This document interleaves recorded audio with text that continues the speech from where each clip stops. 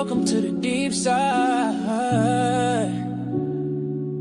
This is Mike Allen, and you're tuned in to Digging in the Word. Digging in the Word, yeah, we going in deep. Truth for your heart and the wisdom you keep. Line by line, every seed gon' grow. With Mike Allen breaking down what you need to know. Digging in the Word, let the Spirit speak.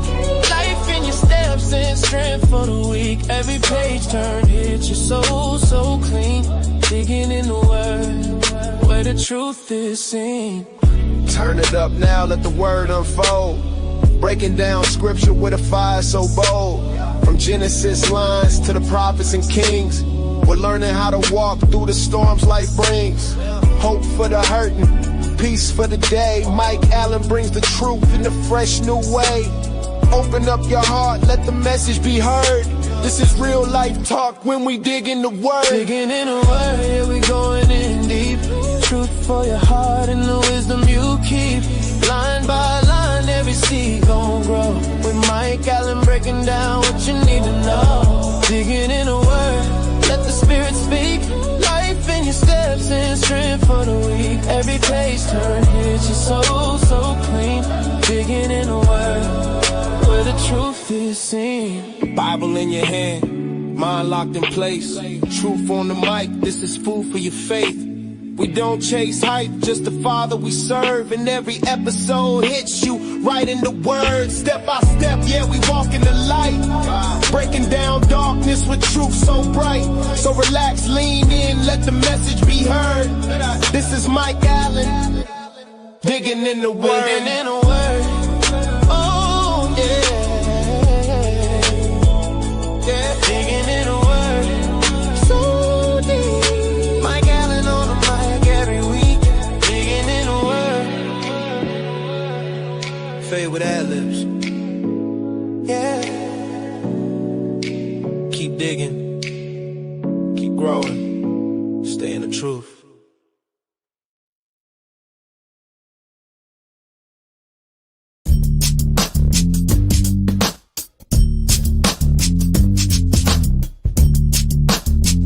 Don't forget to like this video if you like it, click subscribe, click notifications for future contents, and don't forget to share it with a friend.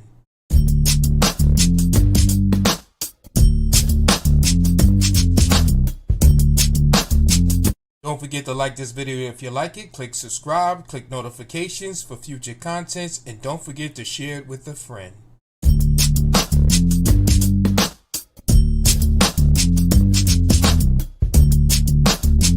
Don't forget to like this video if you like it, click subscribe, click notifications for future contents, and don't forget to share it with a friend.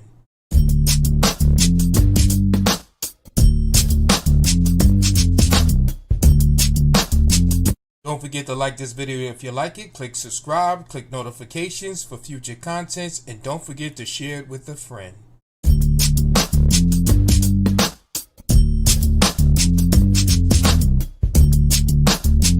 Don't forget to like this video if you like it, click subscribe, click notifications for future contents, and don't forget to share it with a friend.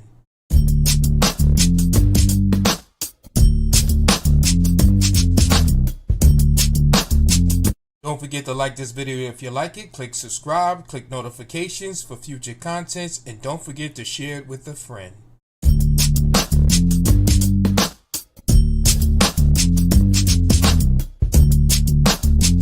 Don't forget to like this video if you like it, click subscribe, click notifications for future contents, and don't forget to share it with a friend.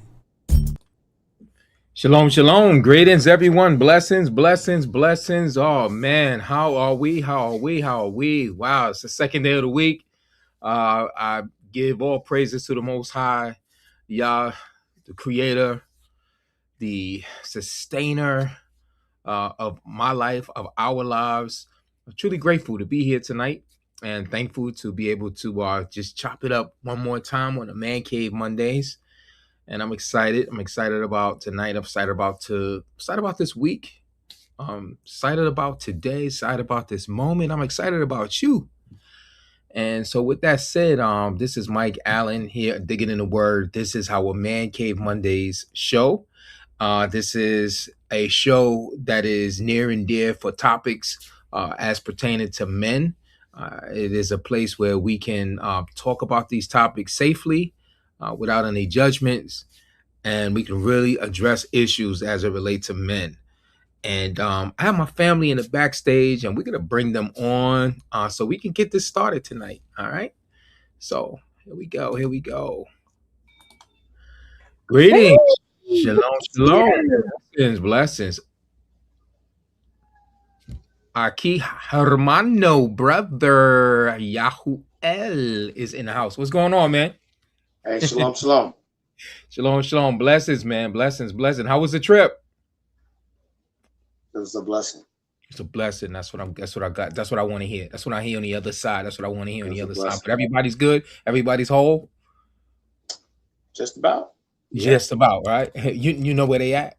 Yeah, I know where they at. Look, everybody be whole when everybody walking in Torah. How about that? But we on our way. We on our way. We on our way. That's good. That's good.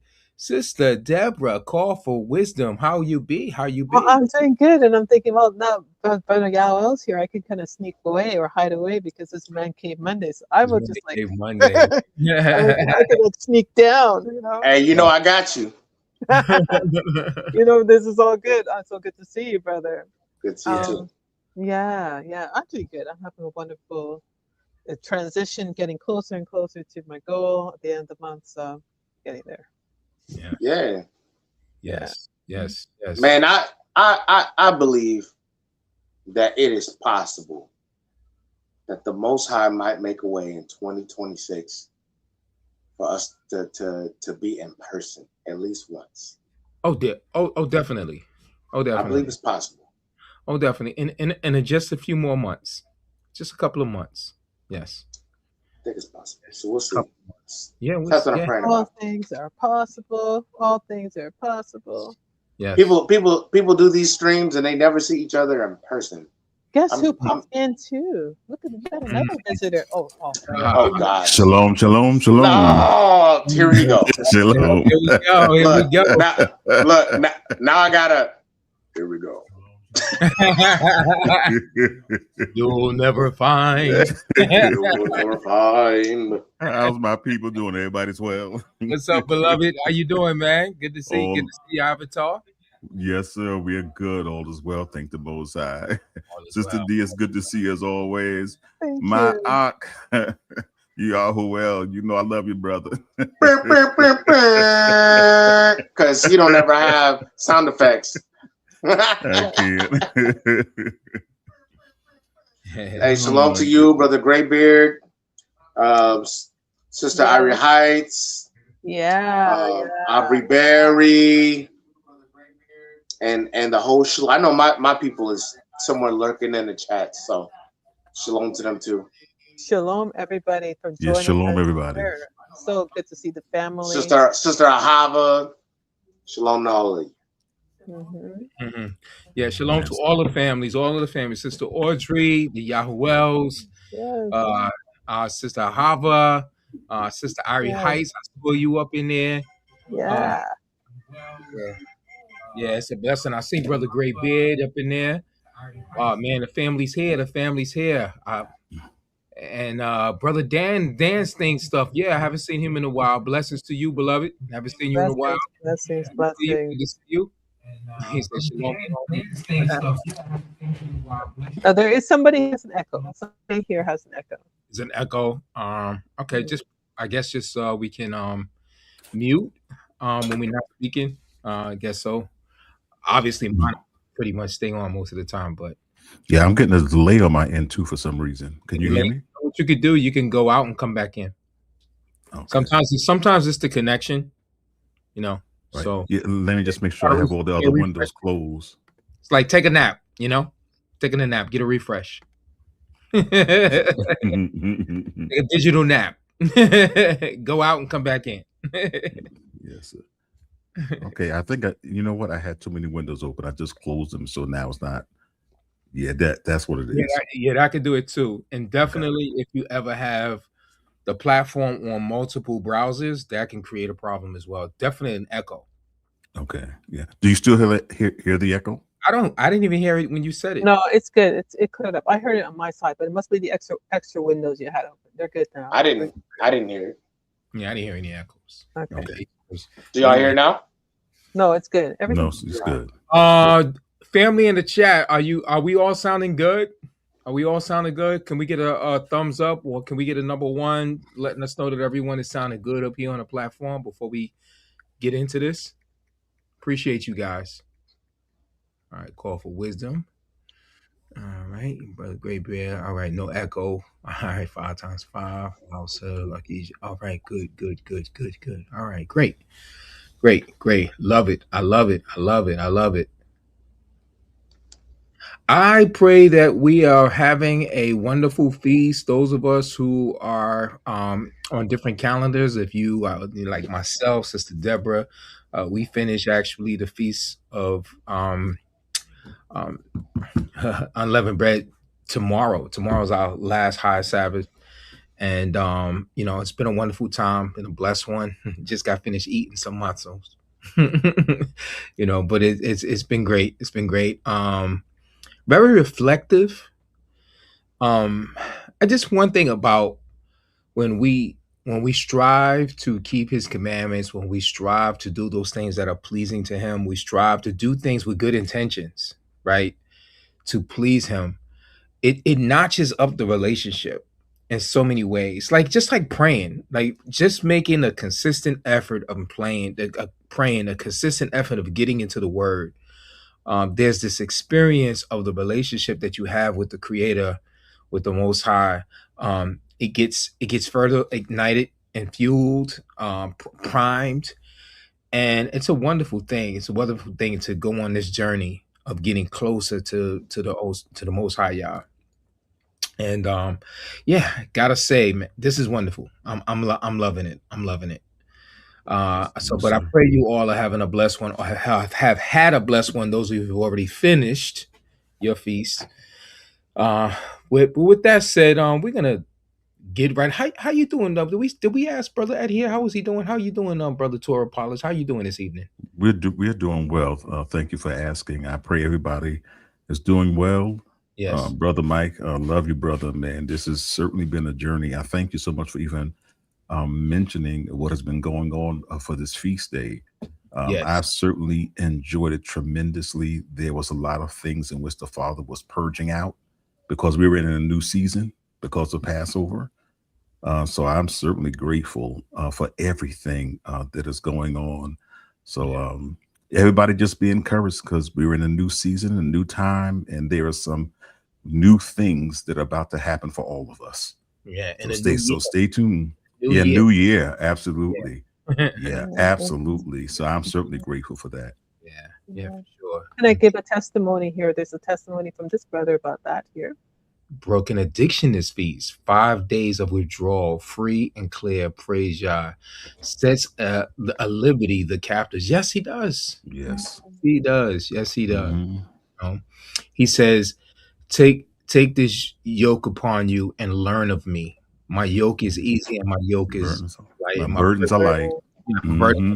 So when we take the yoke of his commandments, we take the yoke of being under his control, we take the yoke of being in submission to him, that's when we find the liberty. That's when we find the freedom to be set free.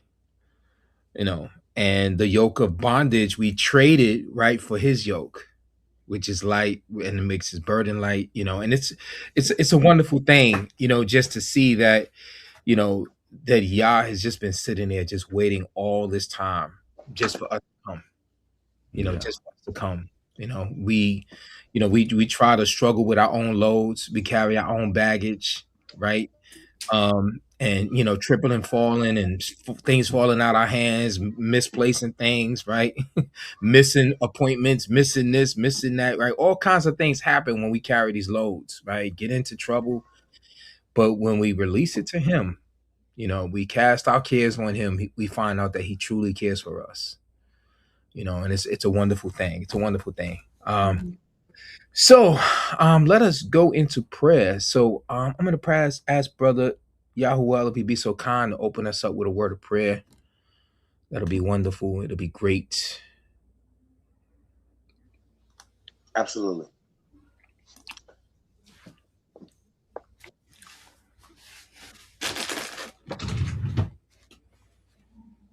Abba, we come before you and we say, Torah Rabbah. We are grateful for your love and kindness and your mercy. How your hand has been steady over your people. We are grateful for walking with us through the trials that we've had to endure, and for the encouraging word that you provided in advance, so that when we go through, we can lean back on it and receive encouragement, receive strength from you. Abba, I'm grateful for the relationships that you provide, that we are able to tap into and learn of you and bring glory to your name. Hallelujah. We ask that you be with us tonight on the live stream. Those that are in the chats, etc., that they are encouraged, and that you be glorified in our words that we share, and may we receive joy through the laughs that we share as well. We ask that you be with us, the mankind, in the man cave, and the women folks that's eavesdropping. Shika Moshe. We ask these things in Hashem Yehoshua and Hashem Yah. Hallelujah. Hallelujah. Hallelujah. Hallelujah. Do you guys believe that Yah has a sense of humor? Oh yeah. Oh, Yeah, for absolutely. sure. These Oh yeah. purposes that you can Yeah, like you see the same funny looking people that I see. Absolutely. Absolutely. Yeah. I mean, I think one in particular that comes to mind, he says that he laughs at the calamity of the wicked. Yeah. He's like, oh, you really thought that you were going to go somewhere with this little creature, little creation of mine? Wow. Oh, look at this when he think he fast. Stomp. Kirk Franklin. You just got Kirk Franklin. Stomp.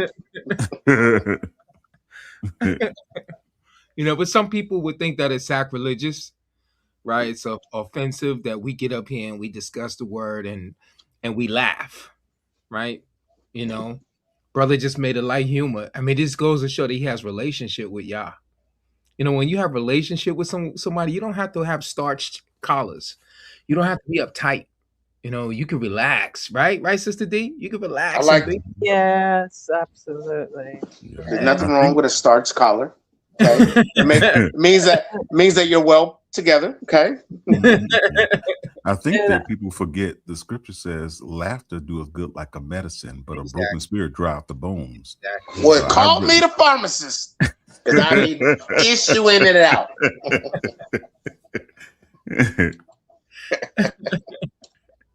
Yeah. You writing out prescriptions all day long, right? Man, jeez. Nah, I don't even be writing prescriptions. I be administering medication. Oh, you give it. No. Take it right here. No, but I don't need it. No. Take this right here. No, take it right here. Let me make sure you take it all in. Yeah, God, you guys know that I work in a nursing home, and that's exactly what they have to do to the residents. They make Mr. Jones, take that medication right here. Don't go try to, because they try to slip back inside their room. Yeah. But that said, brother, I like your prayer because I'm so glad that Brother Torah apologist and you are there to support Michael. So I am definitely going to show myself as a little mouse in the corner by by lurking in the chat room. Yeah, I'll be in the chat. I'll monitor the chat. I'm going to step up. But before we continue, Michael, I did find Brother a TikTok. You did? Okay, great. You want to kick it off with that? Yeah, I'll do that then. Wait, let's segue. Yeah. So let me see if I can share the screen. 1 sec. Share.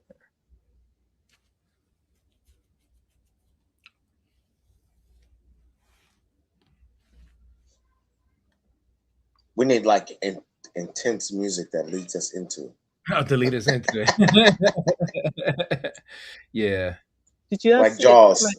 I don't know why it Dun, didn't dun. show up. So, Dun, dun. it's not Dun, showing dun. on the screen. Oh, here we go. Okay. There you go. There you go. All righty. Okay. And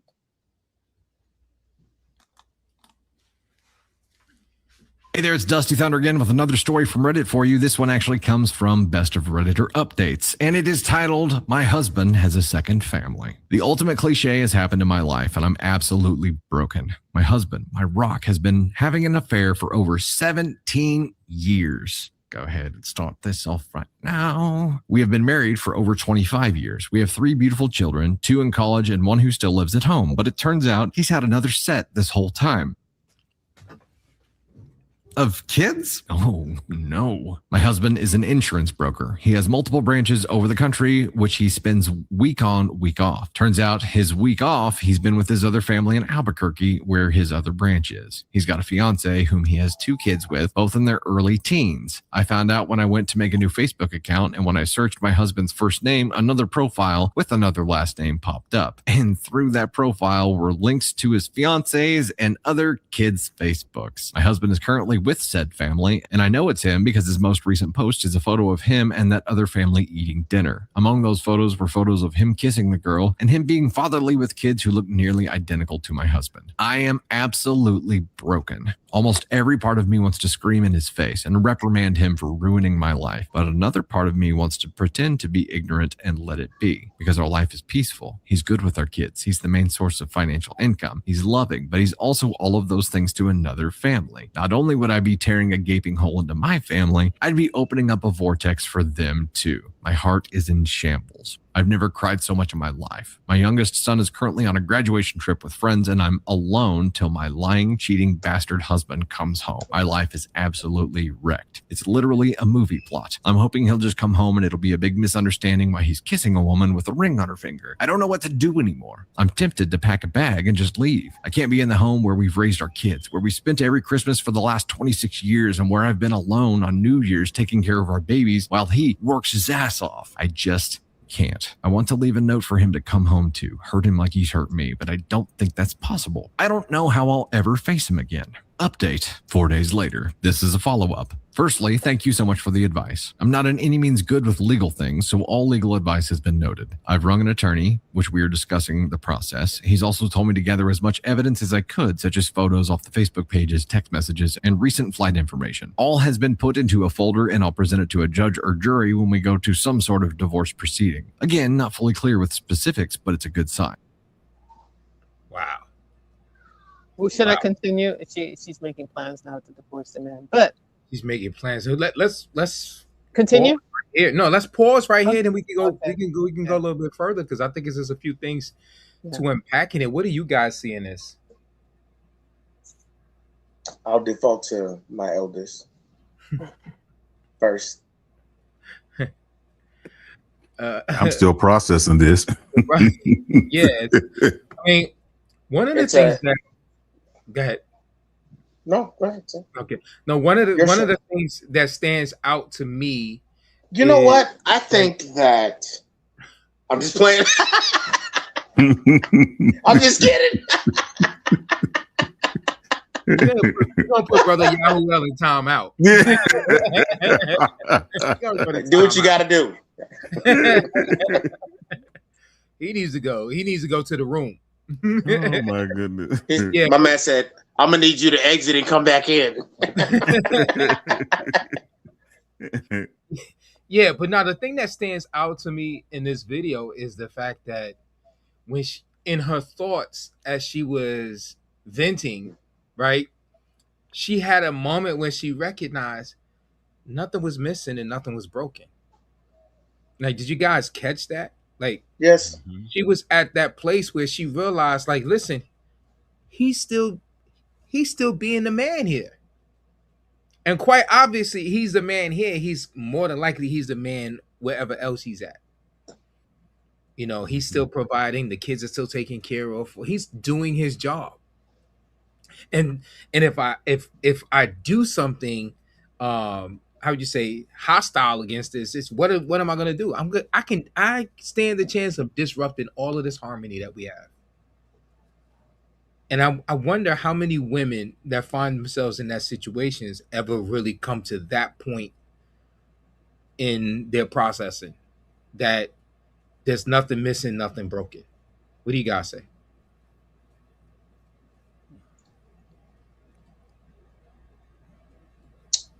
Jeopardy. Doom, doom, doom.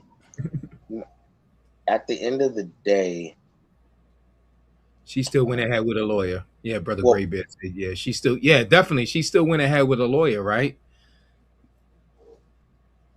But she didn't listen to that inner voice that told her, like, listen, I don't necessarily have to break this up. I don't necessarily have to bust this up.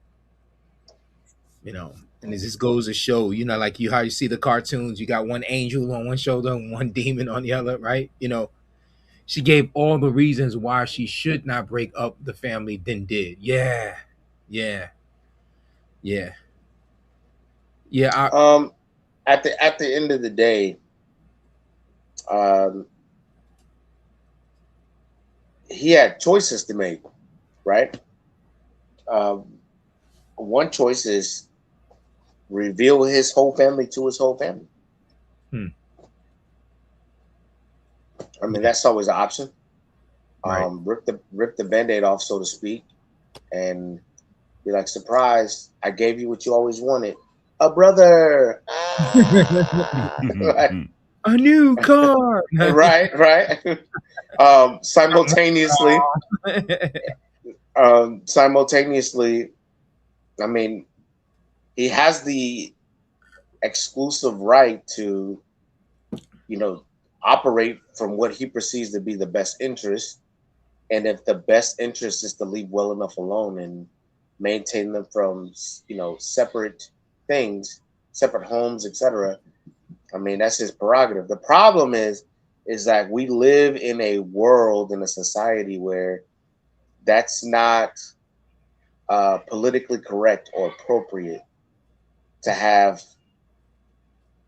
a shadow family, if you will. Because everybody has this expectation that everybody should live out in the open. And there are so many people with secret lives. It's kind of sad.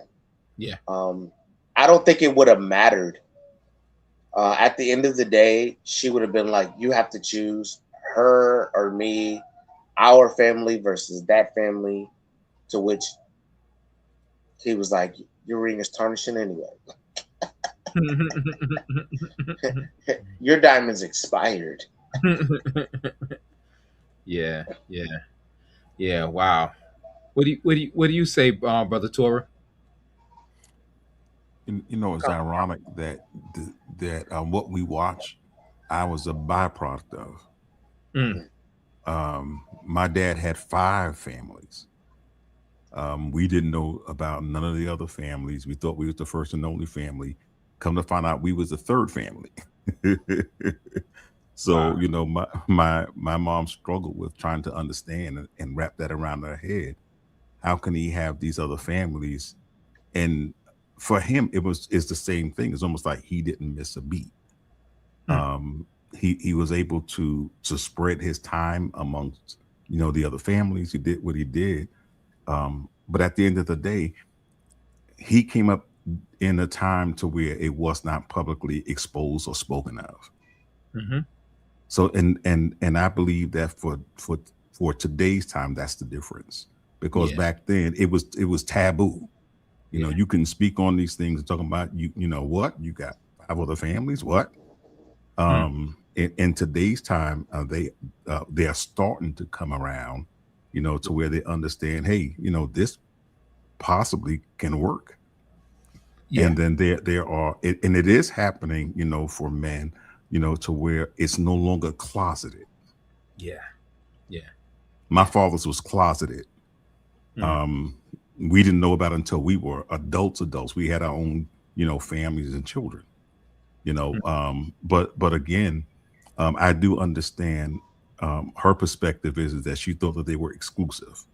Yeah. There was just them, that family, but how do you deal with that dichotomy again today? Wow. I prefer to keep my family together. So Absolutely. rather than trying to do something in secret that would have been exposed, because I'm of the school of thought that when you operate with someone for so long, there's only so much they can hide from you at a time. Like when you know them, and it ain't, like that set of circumstances was unique, because if his routine is I'm here for Christmas, but I have to give up New Year's in order to do it, and that's the game, then that game is expected. So I can actually understand that. When I was in the military, we had to choose whether we worked the week of Christmas or the week of New Year's.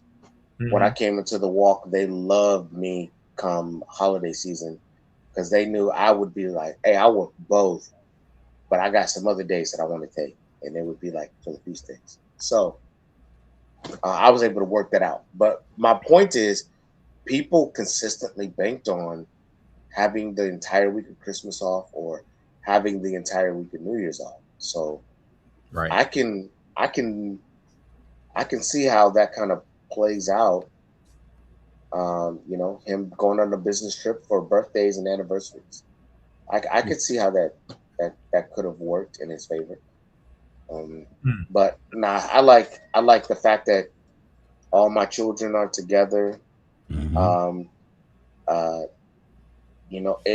I wasn't so the rest of the world is none of your business, I would post pictures showing my in-laws loving on grandchildren that aren't theirs, and literally vice versa. My other set of in-laws loving on the grandkids that are not theirs, and them being completely accepting of this is what this is, and this baby seems to love me. I'm about to pick him up and love him.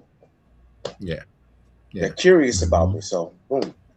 And I think it's a glorious thing, and it makes things like weddings and even funerals palatable, because there's no surprise.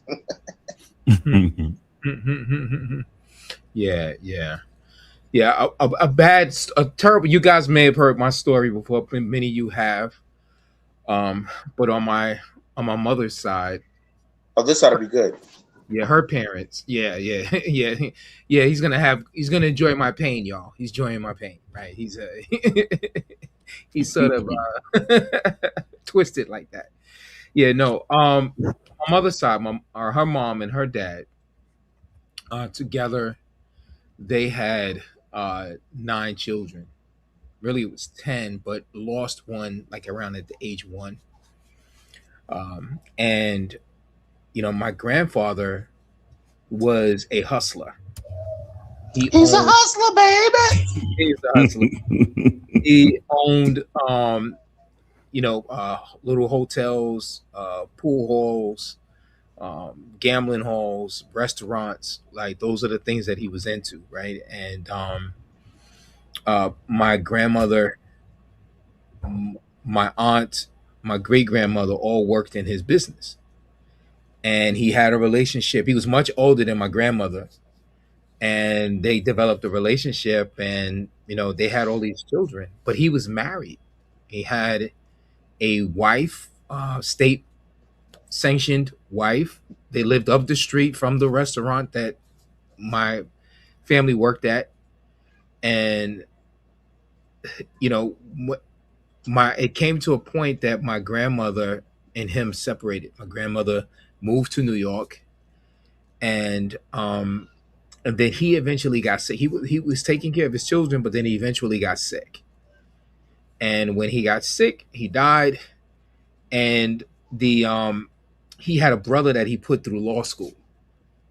And this particular brother swindled my grandmother and all of her children out of any form of inheritance. Because nothing was in her name, right? And she knew that, you know, her children's father, or you could say her husband, because my grandmother, we class her, we know it here, she was a concubine, right?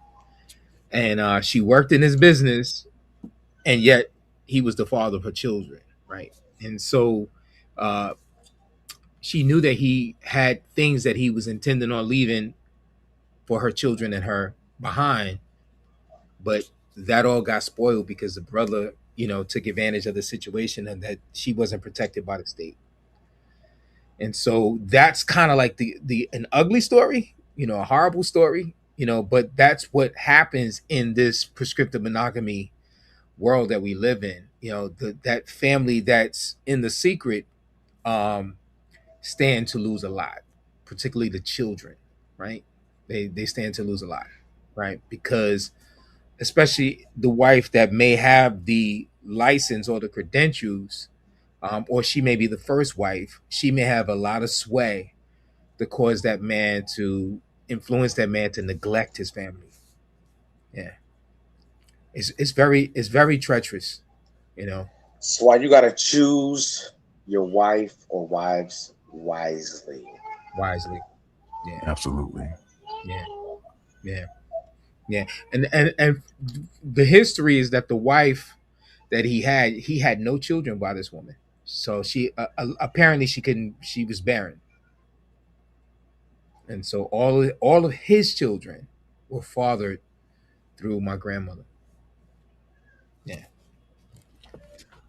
Wow. Yeah, so that's my little story. Sister D, you have another clip for us? Is she still there? She stepped away. All right, I guess You we said No, take a I'm nap. still there. She thought you was talking to her. I am just a mouse in your little conversation here. I love it. But I had the same clip. I was just going to continue. But my point here is that notice she called into this guy for advice, and after speaking to him, that's when she started filing for divorce. Did you get that? Right. Right. So I got that. Yeah, he encouraged it. Right. He encouraged divorce. Right. yeah.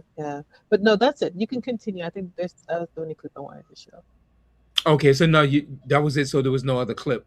There's a separate one. Yeah. Okay. All right. So then we can get right on into. So once again, we want to welcome everyone to Man Cave Mondays with Mike Allen and friends. I am Mike Allen, and this is my family here on the panel with me. We are friends. So tonight's topic is the complexity of closet polygamy. The complexity of closet polygamy. Okay.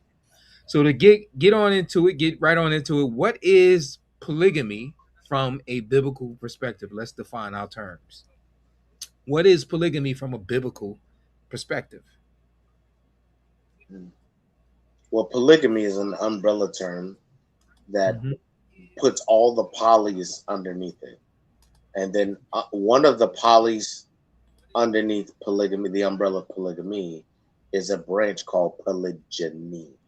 Right. Polygyny is what we find in the Bible as respectable and patriarchal and sanctioned by the Most High as a lifestyle or cultural development that has been approved by the Most High. Because there are parameters that are spelled out within the Torah, and the Torah is the standard by which the rest of the Bible, to include the apocryphal books, are based upon. Like the Torah, you know, Genesis, Exodus, Leviticus, Numbers, and Deuteronomy, or Bereshit, Shemot, Wayikra, Bemidbar, Devarim. Those 5 books are the foundation that all the rest of the books are based upon. Like if somebody sins in 2nd Chronicles, what's defining that sin is what you have in the first 5 books. Yes. If somebody messes up in the book of Micah, and their mess up is based upon what you find in somewhere in Shemot, Wayikra, or Exodus, Leviticus, and Numbers. Deuteronomy itself is like the cliff notes to Genesis, Exodus, Leviticus, Numbers. Deuteronomy is like the summation of those books, the condensed version of the Torah, the law. And so the lifestyle that is afforded is a man can have more than one wife, or the word wife is not even a biblical word. A man can have more than one woman that he is responsible for. And the intent is to be fruitful and multiply, but it comes with parameters and responsibilities. He has to take care of his family. He has to establish a legacy for them that brings glory and honor to the Most High. Is there a stipulation on the maximum number of women that a man can have? There's no stipulation.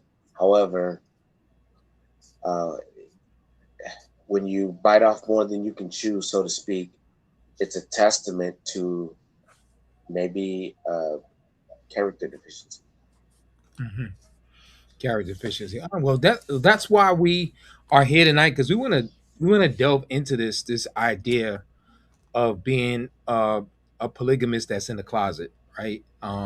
This concept, this topic tonight, because when we look at it from different angles, we can understand multiple sides of this, and I think we can all resonate with it as well, and I think that's what I think we're going to discover as well. But okay, so here's what I have. Biblically, this is polygyny, one man, multiple wives. It is presented as a valid marital structure used for building the house of Israel. So when we talk about biblical polygamy, right, we're really talking about polygyny. We're talking about one man having multiple wives, right? And it is what Yah used to build his people, right? Okay, good. Are you quoting me? Okay. So next question. What is meant by the modern phrase coming out the closet? What does that mean? Coming out the closet. Coming out of hiding. Coming out of hiding. Secrecy. It used to mean you was gay and you was coming out. But now it's a colloquial term, sure. Yeah. But now it's a colloquial term that means anything that's hidden is now coming to be exposed. Right. Kind of like our thumbnail here tonight, where you had this gentleman, his wife sitting on a sofa, and he has these women in the closet, right? And in Spanish, she's saying deja nos salir, which means let us out of here, right? Oh snap! ¿Hablas español? Sé poquito. Aprender. Yo sé, así. Sí, yo más sé. O menos. A DO man coming out of being scared.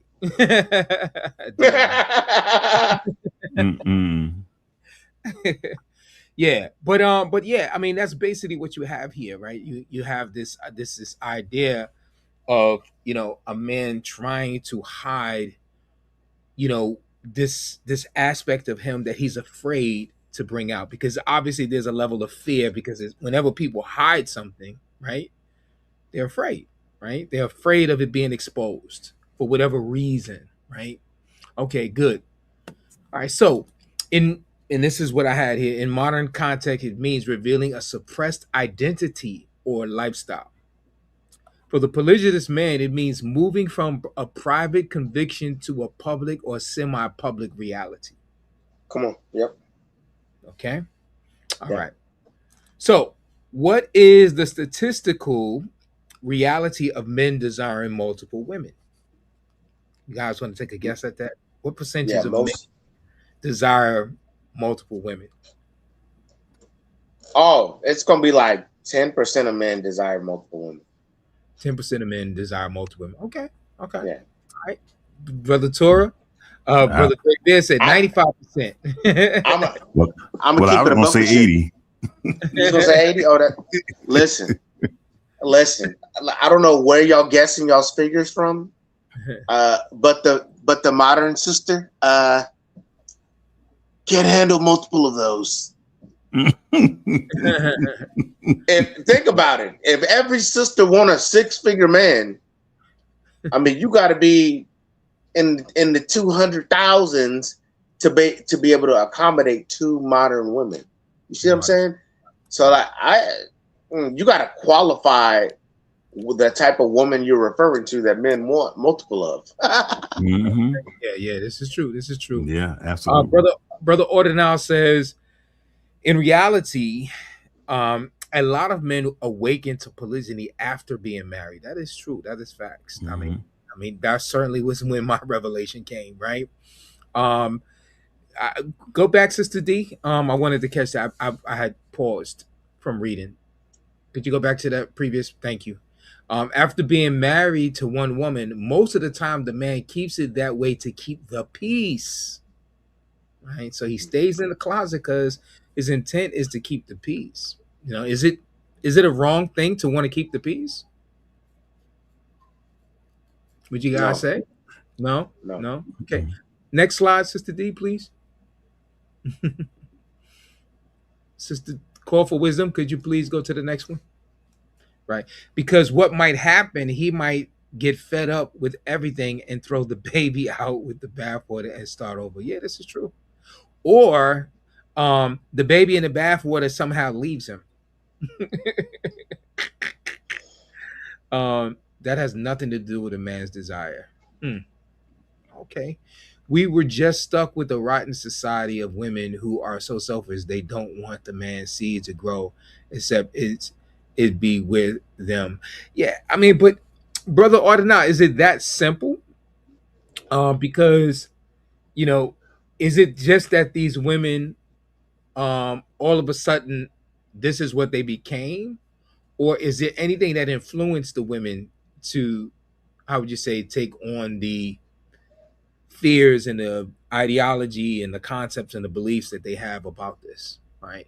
I want more to help me meet my goals. Yeah, makes sense. Brother Torah, I am a baby boomer, child of the 50s. This was kind of the norm. And being in the world, church world, a man just had one wife. Polygyny was never spoken about. Yeah, that's true. It's true. Yeah. Well, I mean, that's certainly where we get the R&B song, Papa get the Rolling Stone, as you mentioned, Sister Audrey earlier. But go ahead, Brother Torah. Was a Rolling Stone. I was saying no, that actually is true. But also the reality is that there were many preachers who actually had multiple families, like my father was. Yes. My father was a pastor and a bishop. Preachers. But he had multiple families and he was doing what he was doing. Yes. Again, during that time, they did not want to be labeled as heretics. They didn't want to have all those other kind of dogmas to be attached to them, so they kept it secret. Or and as long as it was secret, it was respected. The minute you got ousted, that's when the community turned their back on you. Absolutely. Right. Absolutely. Right. And then sometimes, you know, the preachers will actually father children of women in the congregation, and the child are raised in the congregation, and other people don't know, or on a DL know that this is the pastor's child as well. So, all right. So evolutionarily, sociologically, studies such as those in the Journal of Sex Research suggest that men have significantly higher biological predisposition, all right, towards a variety of seeking of partners or mates, right? All right, cool. So there's research that just shows that this is a high level within men, right? Men are more predisposed towards this. Okay. What's his percentage? I'm going to get a little bit more specific. What percentage of men in the West would you say have interest in poly relationships? What percentage? I'll say at least maybe 40%. 40. Okay. Cool. I think there's an interest in it, very high interest. The issue is, I mean, and I'm going to say that because there are now people that are doing it that are celebrities that are out in the open doing it, like Neo. Right. He's practicing polygyny out in the open. Boom. There's an artist named Tanky Tank, and he's a polygynist man in that he got multiple baby mamas and all that jazz. So it's being spoken of, it's being accepted out in mainstream media, and thus it's starting to become an acceptable thing. Yeah, normalized, right? It's becoming normalized. Yeah, indeed. Okay, cool. Brother Ordinal said about 80% if they're straight. Okay. That's a fact. Yeah. All right. So that's an important caveat because everybody ain't straight. Yeah, right and straight. Okay, recent YouGov and Kinsey Institute data suggests that upwards 20 to 25% of men express interest in or have engaged in some form of non-monogamy, though many remain closeted due to social stigma. So although the data shows 20 to 25%, it's really hard to tell because a lot of men are just in the closet with it. Like I work in a business, I work in the field where I interact with a lot of men, mostly men all day long, right? And a lot of married men. And they I don't really, one wife is enough for me. But it'll be the same man when a woman walk past the shop or guys start talking about women and then they spark up, them eyes open, and or they talk about a celebrity or something like that, woman, right? That's a heartthrob, right? They get excited, right, in the conversation, or they may ask about a particular woman, right? And then I have to remind them, bro, didn't you say you was one woman was, it just, but it's a reality. It's a reality. It only takes the right woman to walk by the right man and say, "Oh no, I would consider it for you." Yeah. Yes. That's 50% of the battle. Exactly. Well, more like 66% of it.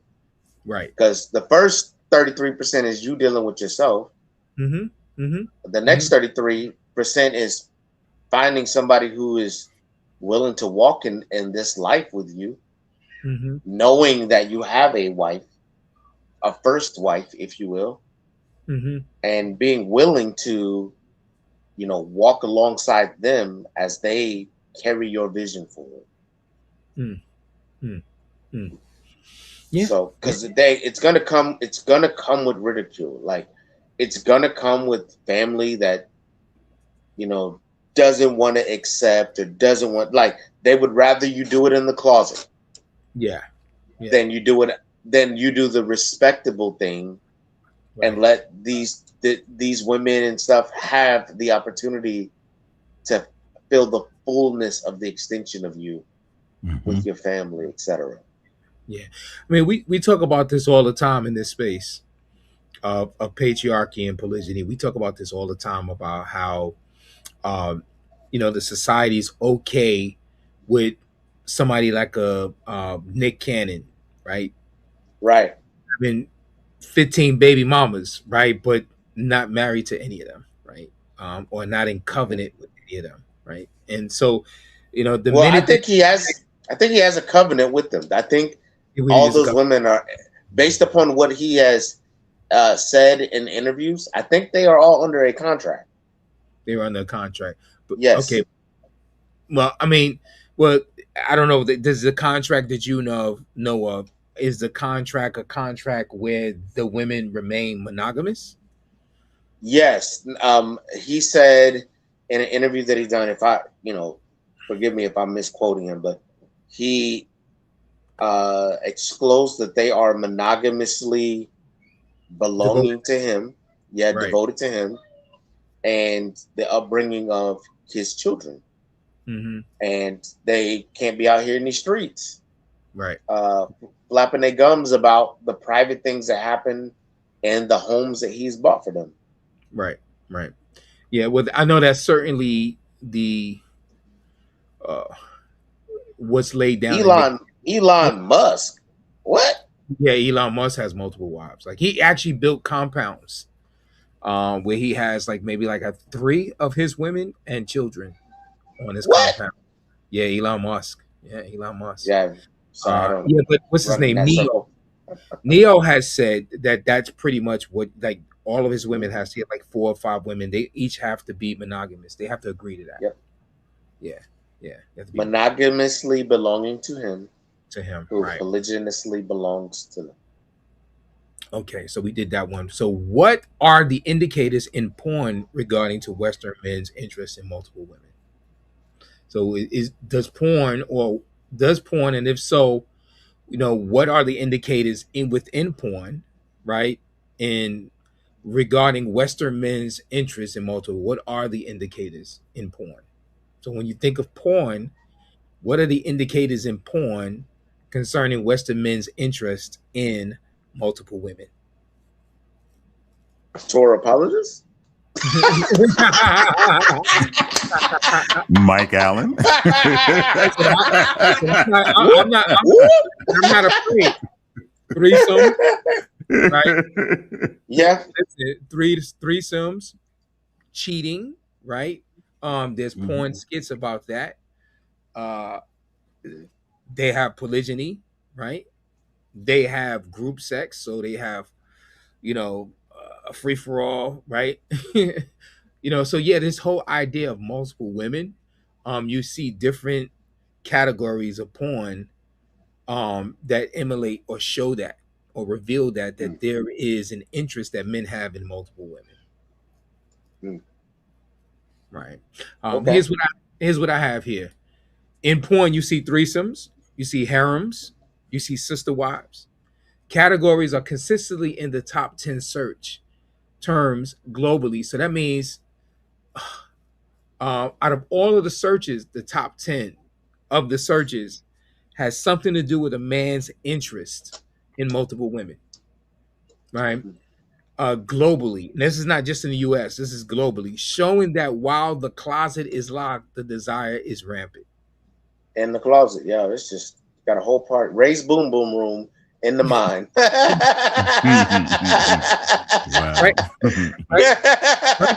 there on the Android phone.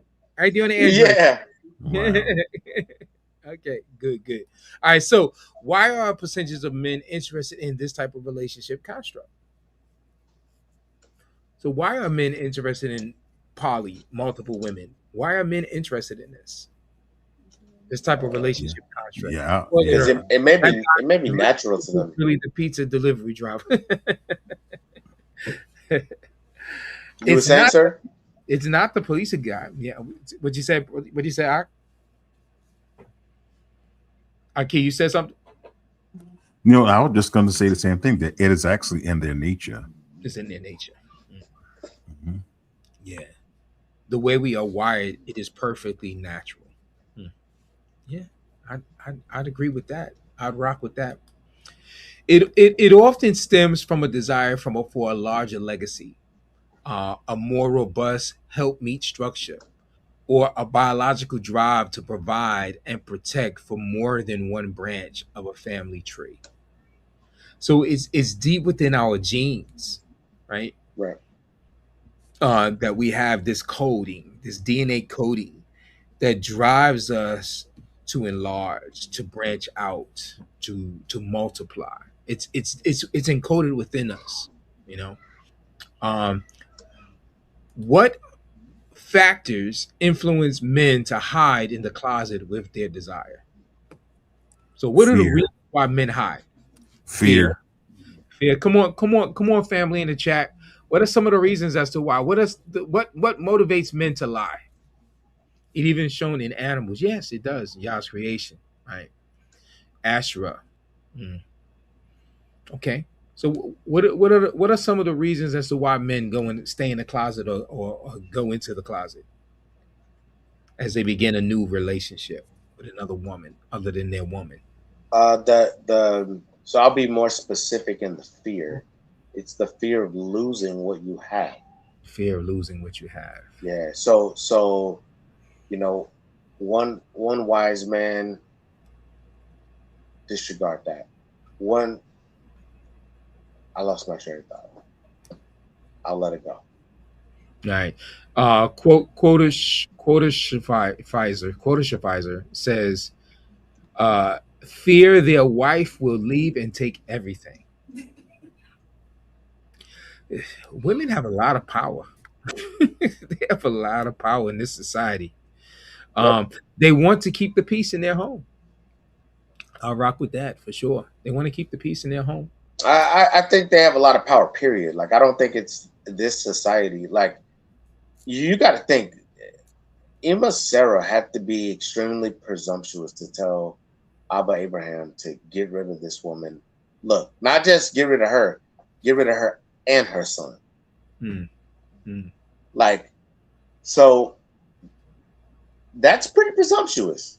Yeah. Or there was a level of love and respect that he knew that when, she would suggest a thing, it's something to be considered. But even in that, he was like, and the Most High intervened and made it known, like, yo, what she speaks is the truth. And he yielded to what was said. We talk about women having power. Look at Ima Zipporah, like, Moshe, El Moshe was about to get the judgment of the Most High rain upon him because he wouldn't circumcise his sons. And then she did it, threw it at his feet and was like, now you're a bloody man. I wonder if that was like a period joke.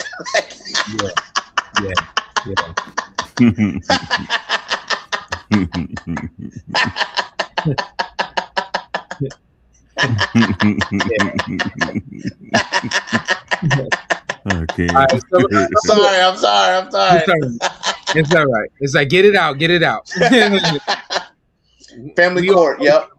Yes. We all know these women won't participate because women by nature are selfish and jealous. They in essence want to be your God. Yeah, it's true. Somebody should write a book about that. She saw the danger inherent in the other boys. Take the woman off the pedestal. Yeah, Sarah, right? She saw the danger, right? Women don't understand Yah is supposed to be the man's only thing. Everything else is supposed to be plural. By women want to be in the place of Yah in man's life. Yeah, I'd rock with that.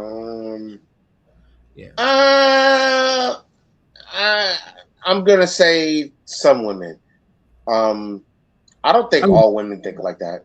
But I do think that it is what is presented in the modern culture. It's an overgeneralization, but again, we're talking about a man who is choosing the closet because he knows the woman that he has, right? And I think that will fall into the category of what the brother is talking about. He knows that his woman is going to have beef with it, right? He knows that, right? And this is the reason why he chooses the closet, right? So there is that fear of the legal repercussions, the fear of losing the access to the children, and the cancel culture of modern secular and religious society. And that's another thing. Like, you can lose your job, you can lose your career depending on what it is, right? You can lose your reputation, right? You become poorer. Even in the Torah community, my guy. Yeah. People will cut you off when they find out that you have multiple wives, even though they're claiming to live by the Torah and it's in the Torah. Right. Their mind can't get past, church culture in that he made Adam and Eve, and that's it. That's it. I'm like, well, they was also walking around naked and they was only eating fruit. So how far you want to take this?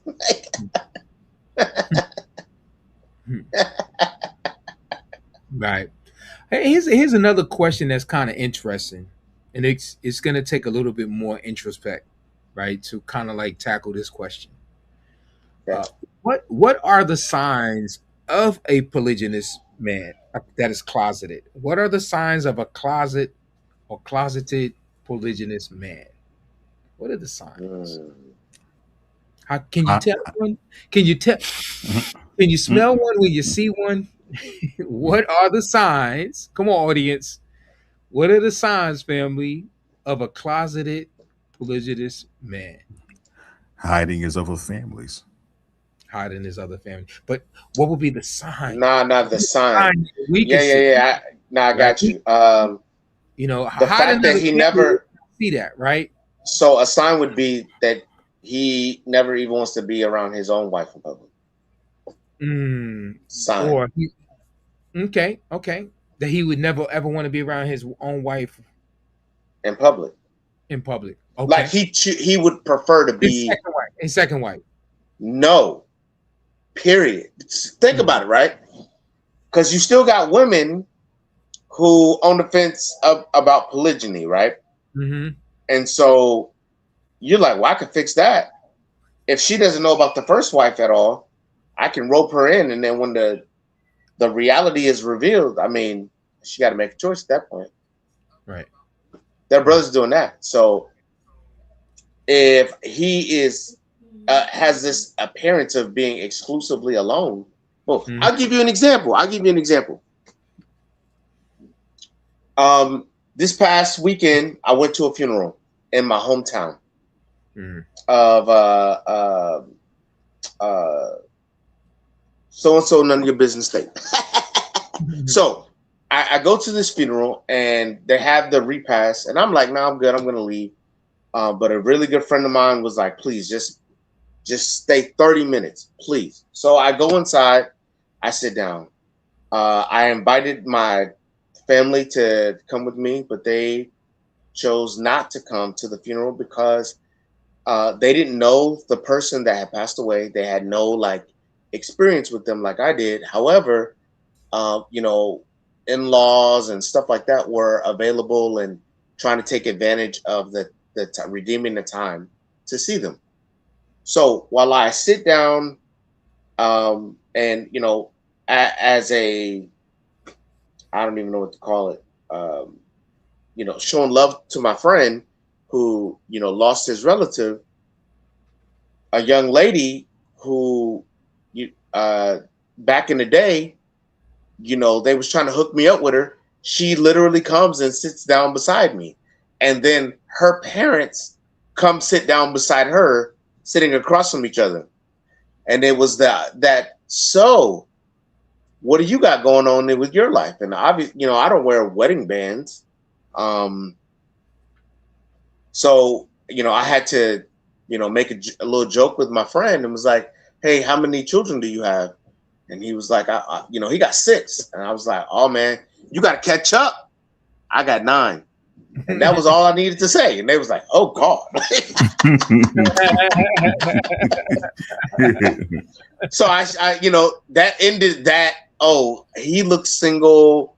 He's retired from the military, whoop-de-woo. This will be perfect for you. It ended that thought, but it did ignite curiosity, to which they began to ask questions about my family, etc. My point is that me going alone presented a sense of, he might be single. And there's that chance. When you, right. And so you start, looking at women in their 30s or their 40s or above, the opportunities of potentiality start shrinking. And so they're more inclined to be bold sometimes to approach you if there is no, what was that word? No sign that you're, polygynous or, however you want to phrase that.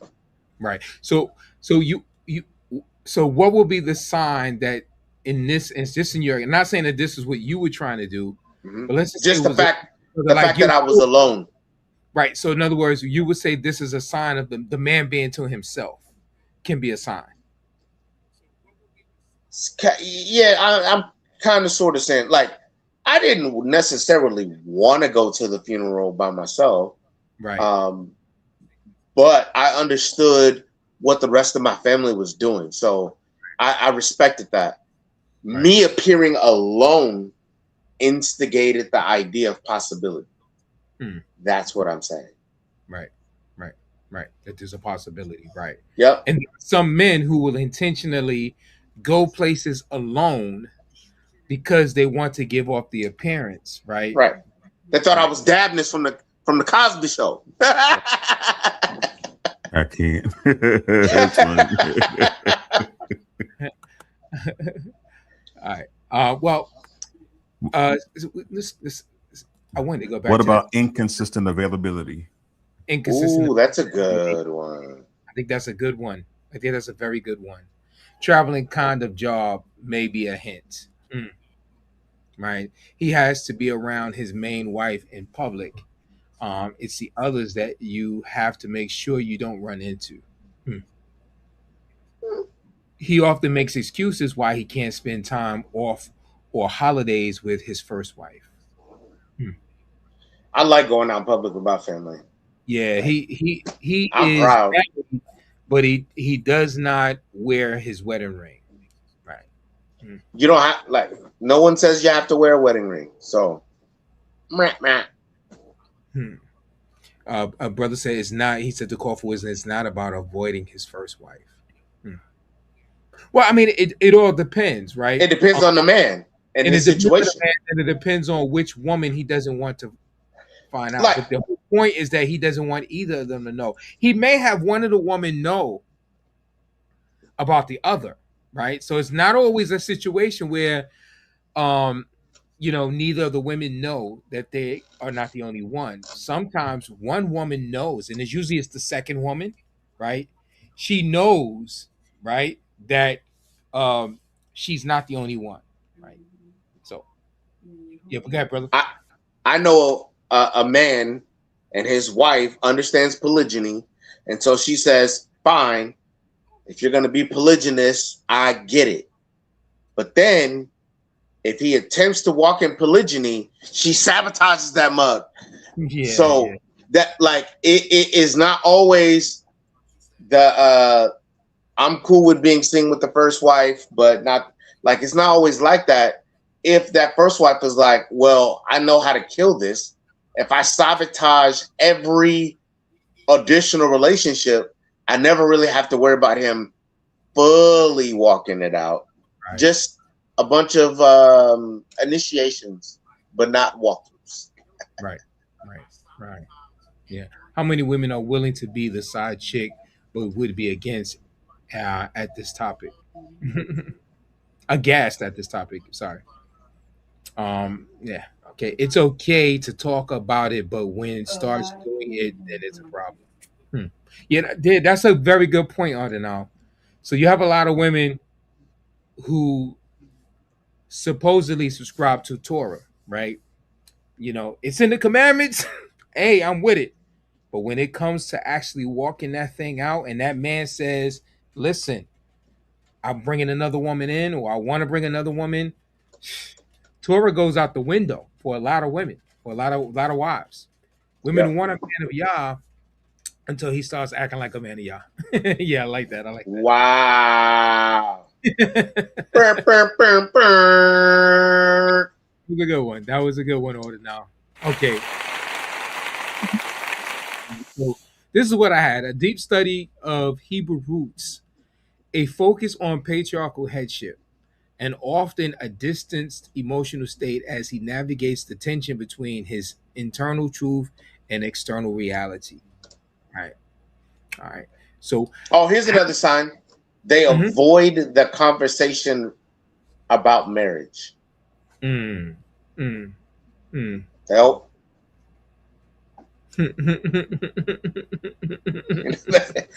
Neil. Okay. So how does society and the church influence men to be closeted? Lack of acceptance. Lack of acceptance. Mm-hmm. What do you say? What do you say, Brother Torah? No, I was going to say the same thing. It is it's a deep rooted lack of acceptance. Absolutely. Hostile. They're hostile. Hostile and visceral. Visceral. Yes. Yes. Like a Because root of the vipers. Because the church is very gynocentric. Mm-hmm. Yeah. Very gynocentric, right? In nature, right? Okay. What do you guys say over there? What's that? Yeah. A lot of women say they don't want poly, but want to sneak around without the first wife knowing. Not a lot of men say. Not a lot of women. Well, this is women, you know, taking on, dare I say, like man culture. You know, seeing if I could take you.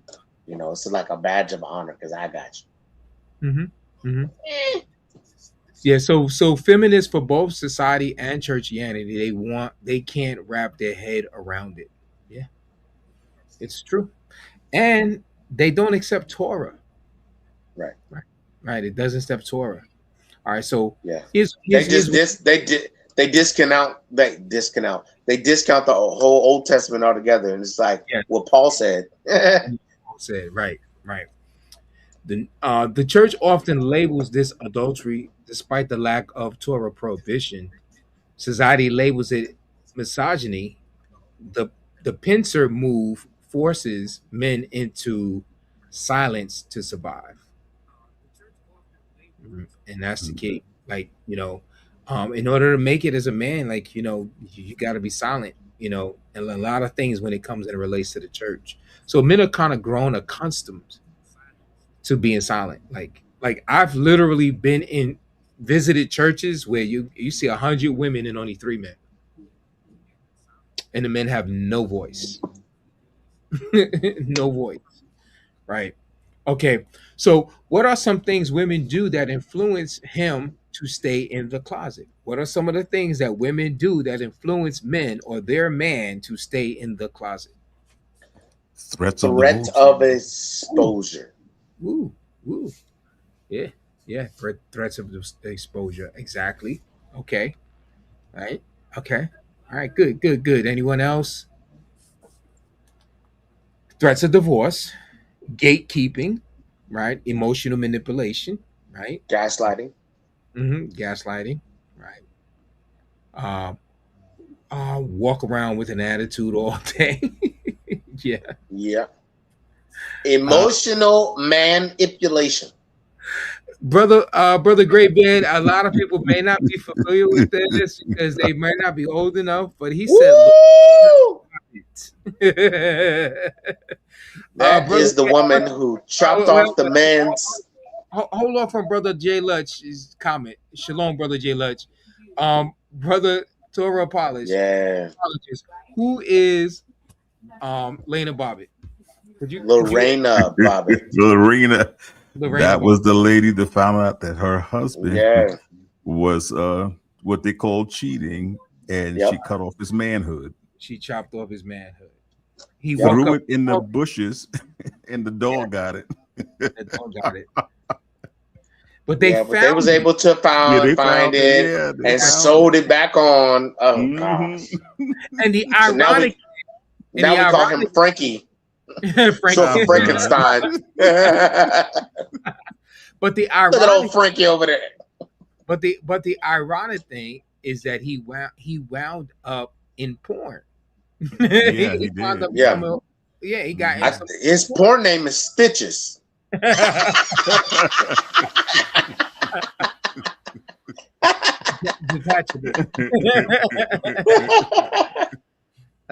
Hello, hey, what up, Stitches? He ended becoming a porn star. I guess he didn't work too well. Yeah, quite well. Is that old Snip over there? She got a medal from her home country too. Yeah. Wow. Yeah, it's crazy. That was a crazy story. That was back in the 80s, right? Yeah, late 80s, early 90s. Yeah. So the threats of divorce. Oh, yeah, Jay Lutch. He says take his children away from him. Yeah. That's one of the reasons why, a men, they are reluctant to come out, right? You Yeah. know, threats of divorce, gatekeeping, the children, emotional volatility can make a man realize that opening the closet would destroy the peace of his home. Okay, here's the next question. Were there closeted polygynists in the Bible? And can you Yes. find one example at least, or can you find an example or examples, right? You closeted polygynists in the Bible, right? A woman Yep. who threatened to divide the house, yes. Ardenal says no, there is no examples of it. Were there closeted polygynists in the Bible? Can you find a biblical example?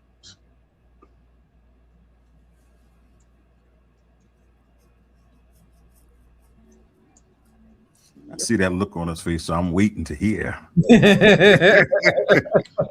Hold on, I'm pulling up the scripts now. Yeah, it was Sister D asked, was Abraham kind of one? No. He was closeted. He was closeted married. How? He was closeted married.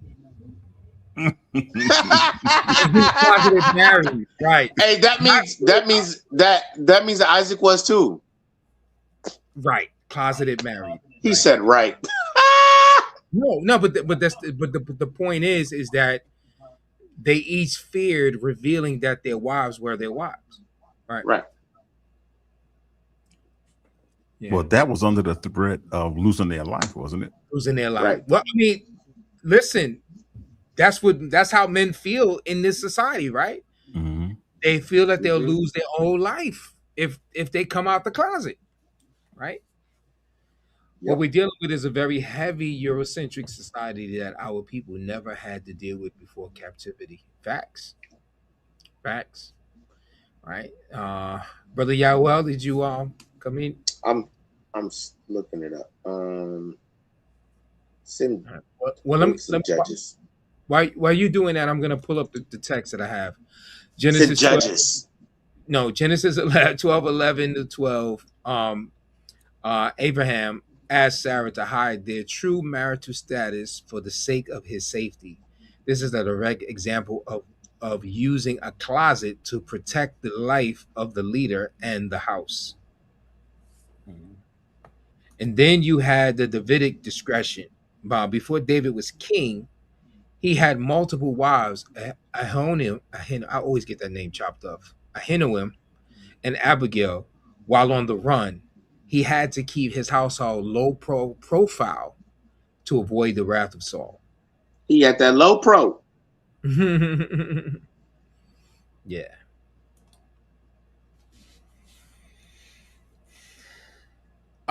If you're enjoying this topic, please let us know. Put a 1 in the chat. Is this a interesting, delightful, enjoyable conversation that we're having here tonight? Put a 1 in the chat, please. Put a 1 in the chat.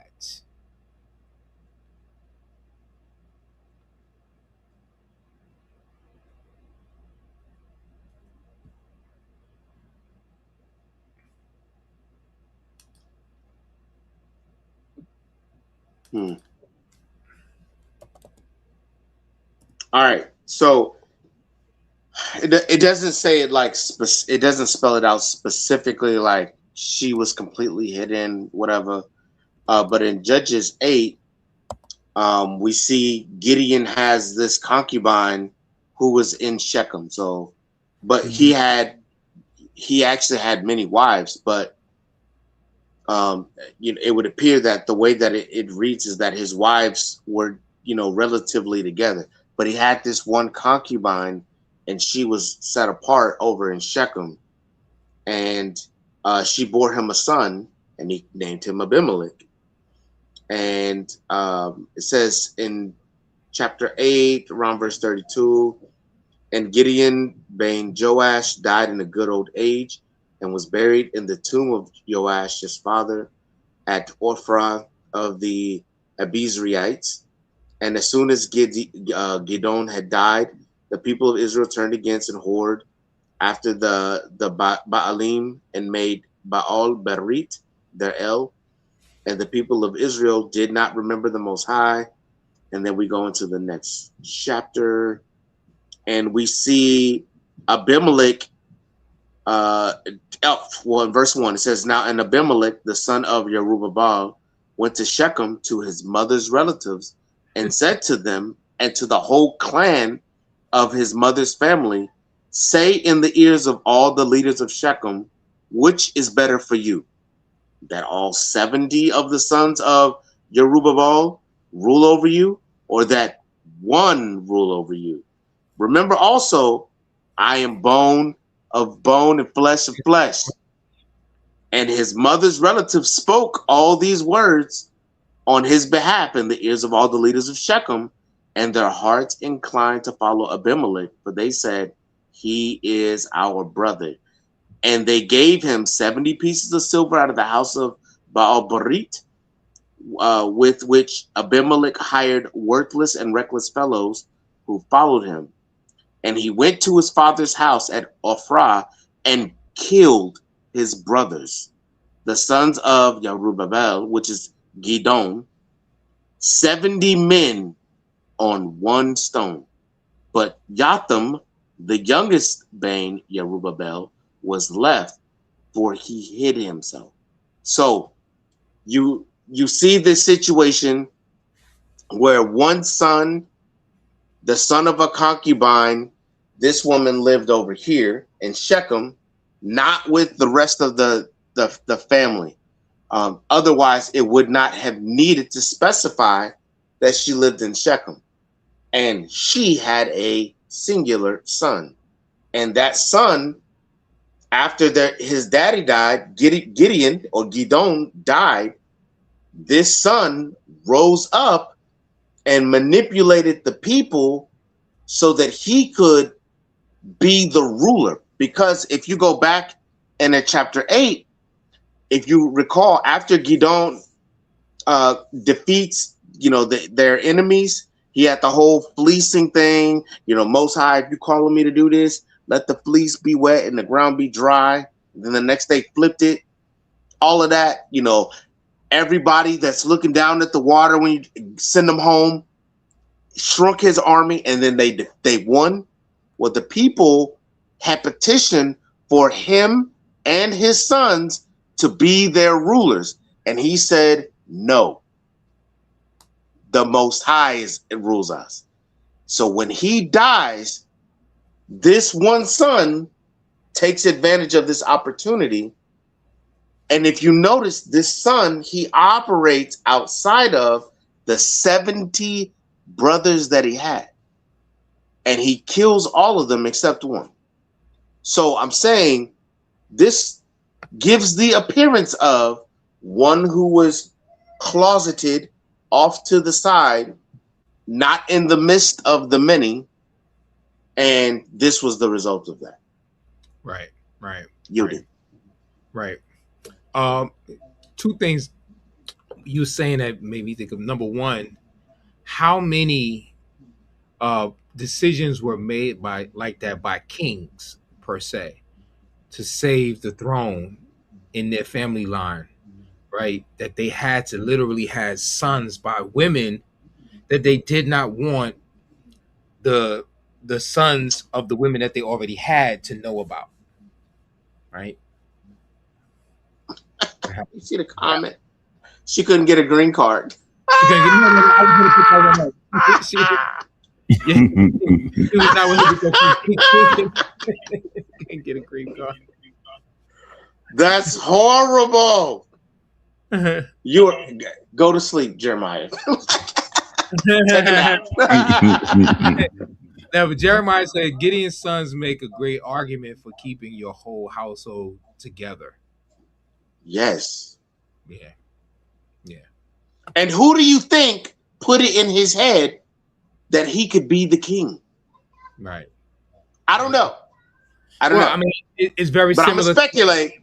It may have been his mama. Right, and it's very similar to what you had going on with Hagar. So now, Right. here you see Hagar being forced into the closet, right? It's sort of a way, right? She's being Get in the closet. get in the closet, right? Shut by the door. by the other woman. She's forcing her into the closet. Right. Right. Oh, you flexing? Go give me a glass of water. It ain't cold enough. Okay. Here's the next one. What does the Apocrypha say about the wife versus the man making the hard decision? So you have the man who has this hard decision before him. Am I going to expand my house or not? Right? Okay. What does the say about the wife versus the man or the husband making the hard decision? Okay, so there was a man, at one point in time that I revered to a high degree, and to a very big degree, he has done great things with his family. He had this saying with his sons, and creating legacy and all of that for them, so respect to him for that, right? But he had this saying, and it was that his focus was about retention over acquisition. Because what does it profit him to gain a second and lose his first? And now he just has a new first that he got to do all this work with when he could have maintained what he had.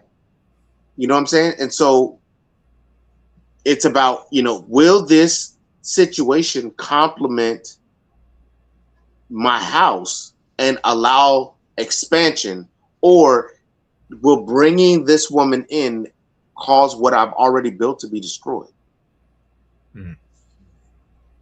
And, when we see, there were some men, like Yehuda, he didn't pursue polygyny that we know of.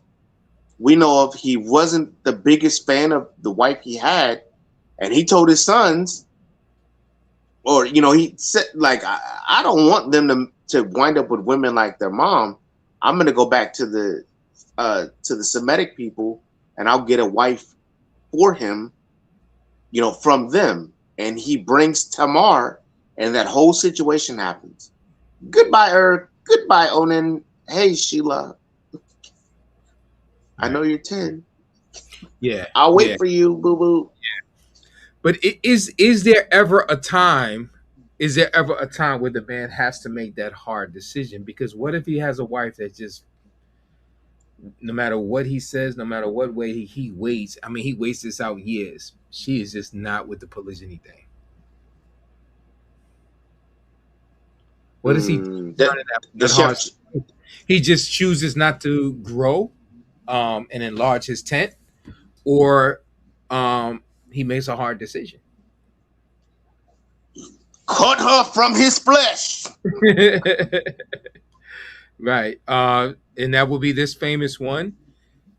I knew it. Sirach. Yeah. 26. If she go not as thou wouldest have her, cut her off from her flesh. And this should be the last alternative, right?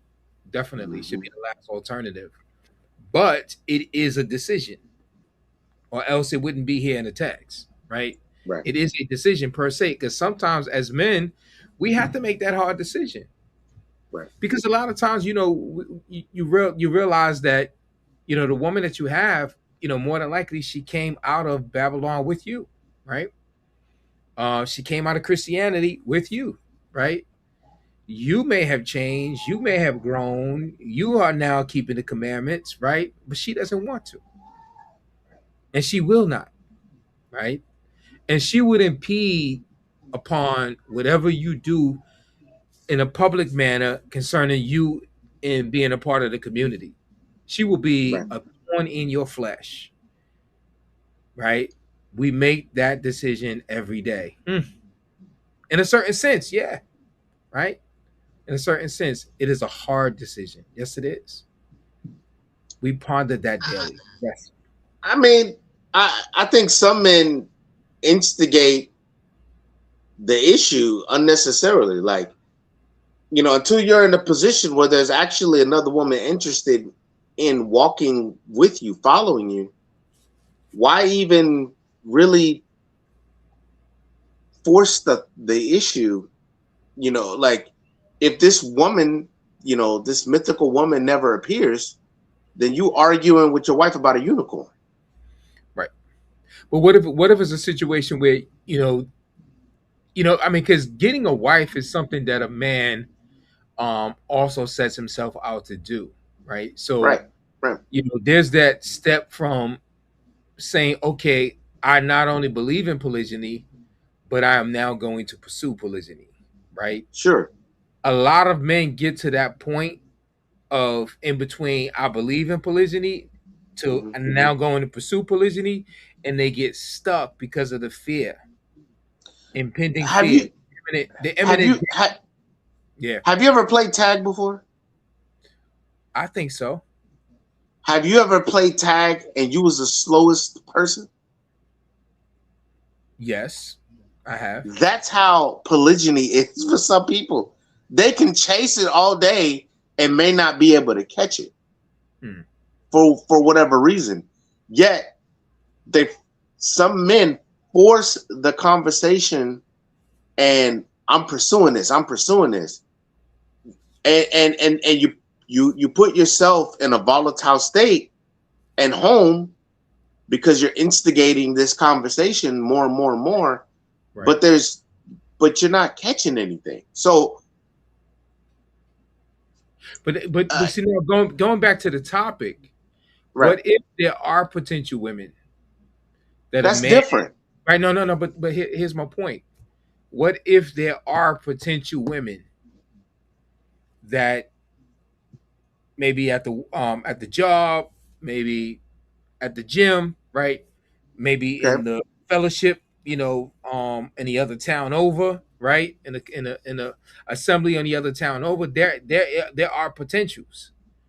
Sure. Right. So it's just a matter of him making a decision that I'm going to pursue this. But what if in between him saying that polygyny is biblical and for him actually taking the steps to pursuing it, there's the fear for him to even say to his woman, like, listen, I'm this is where I'm gonna go. So he never tells her this is what I'm gonna do because he's afraid. Or if he does, or let's say he did, and she's shown him nothing but obstruction to the idea, right? To the idea, right? So, and it gets to a point where he's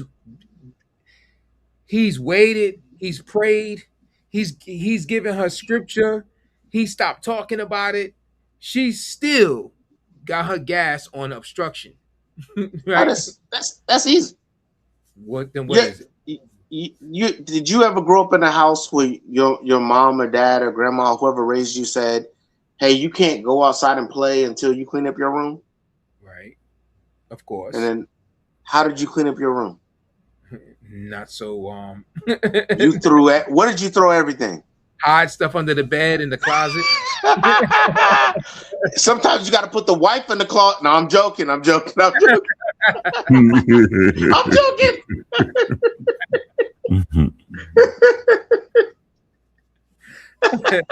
If you are polygamous, all right. So to Brother Graybeard's point, Brother Graybeard, but what if again she and you came out of polygyny? I mean, came out of the church. You came out of churchianity. Came out of churchianity. So where you came from, you both believe when you got married, you both were prescriptive monogamy only, right? Right. Now you've gotten enlightened, and it's been some years now, right? Right.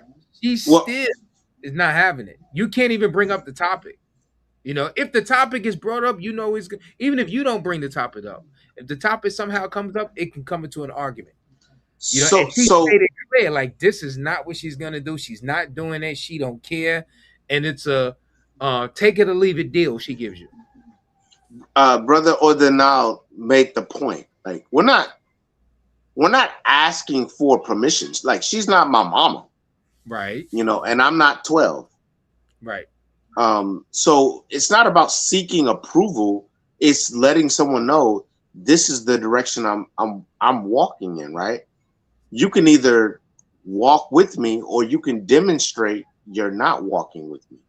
Right. And if you demonstrate you're not walking with me, as a man, you have two choices. You can either slow up the pace and help them understand, and a light bulb might go off one day and be like, sister wife, oh my gosh, I needed this, right? Or she's like defiant until, you know, her dying day. And she can be defiant alone.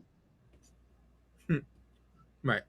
And so what I think after all of this tussling, we come to that point, and I think we can have a consensus on this. Would you say the same thing, Brother Torah? That they may have come to the point that a brother's just gonna have to make that hard decision. Yeah, he definitely will have to make. He will not go his way. Yeah, he definitely will have to make a decision. I believe that after you have given them time to process, right? You know, you to teach mourn. them. Yeah, absolutely. Because what if, you know, you're married to this woman for 20 years, 25 years, and then you come up with the concept of polygyny? That's a long time that she has had you for a long time. Yeah. You know, so at that point, I was like at like 17, 18 years. I understand. Yeah, absolutely. Yeah. So in the interim of that, I believe with them, you have to show more grace, you know, to them, Compassion. you know, compassion. Yes. You know, so that they will understand that this is not about diminishing you. It's not about leaving you. It's none of those things. So once you have that understanding and a reasonable amount of time has passed, then there probably needs to be another type of conversation. But I guess my issue with that is like oftentimes men will use the flaws of their first wife, and they may not even be true, you know, fully, but they'll use the flaws of their first wife as bait for the second. And then they think that they have this loyalty from the second. Like, man, all that's coming out in the wash. Like, why put yourself in a predicament where you got to apologize for stuff that you said or exposed? You know, that is absolutely asinine. Like, but men do it. They will either fabricate and expose, or just expose the nakedness of their wife. And because what it does is it creates some type of deficiency for the second woman to feel like they can feel, rather than you just being a patriarchal whole man. That's it right there. Without void. Like you without void. You are formed and you are whole. And now if you want to come and be a part of this program, this is the vision, this is the vision statement, this is what we're doing. You can come and help that or not. But what I'm not going to do is sell her out for the benefit of luring you in, because in the end, when I piss you off, y'all gonna click up and it's gonna come out. Yeah. Brother Jeremiah says you don't have to tell a woman right away that you are looking for more than one woman, but you should make that known before you ask for a commitment from her.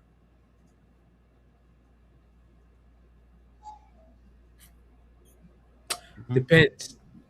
Yeah. Because here's the thing. What about this right here? Let's go to this passage. And we've dealt with this before on other live streams. My man said, "Don't let your right hand know what your left hand." It's fitting. I'm joking.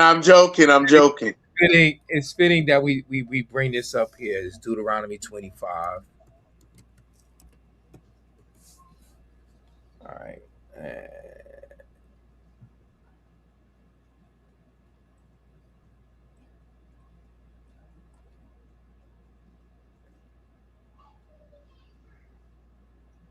No, it's not 25. I think it's 22 or 21.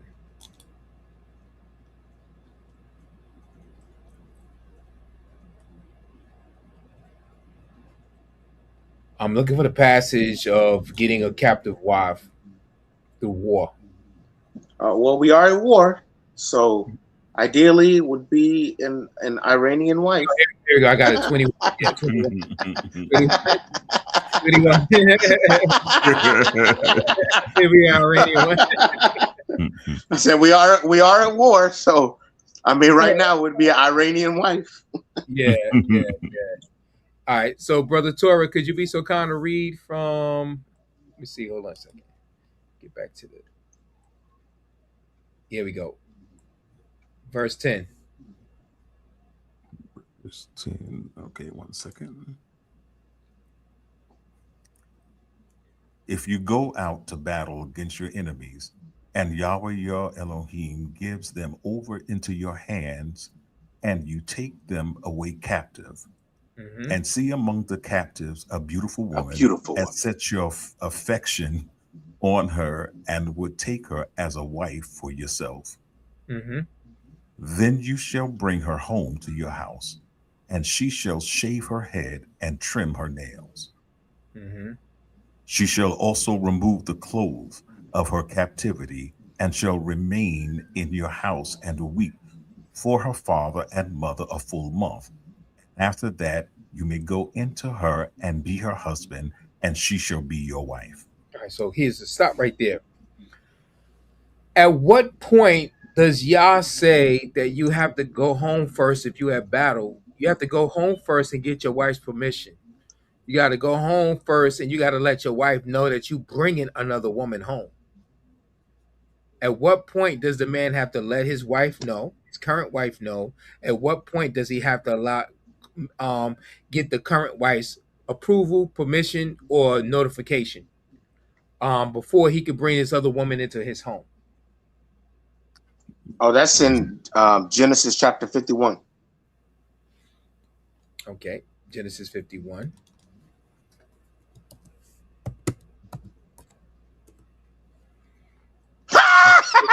Don't exist.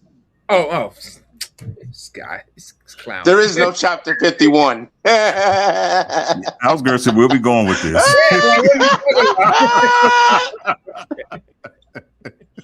There is no Genesis chapter 51. Yeah, after her parents are unalived by war, he does not have to get her approval. Right, but I'm talking about his own wife. That's the question here. At what point does the text says that he has to get the approval of his own wife? It does not. It doesn't. Notice what he sees here, and when the affection starts. He says, if you go to battle against your enemies, and Yahweh your Elohim gives them over into your hands, and you take them captive, and see among the captives a beautiful woman, and set your affection on her, and would take her as your wife. So you're already in your mind. Based on what you are willing, right? Because that word would is a word of willingness. You would take her as your wife, and so you decide to bring her to your home. At what point is there ever any need to say, hey, let me go home first? It never ever says that. Exactly. No, sir. Doesn't say that. He doesn't need he doesn't even have to let her know. He could be just like Danny Glover in The Color Purple. Just bring her home and say, hey, this is your new mammy. Yeah. That's it. Like, there was never a need for a wife's permission about a man adding on additional wives. So this is all foreign, current, modern day Western concepts that we witchcraft need the permission from our ishas, our nashim, that we need from them, right, before we can bring a woman home.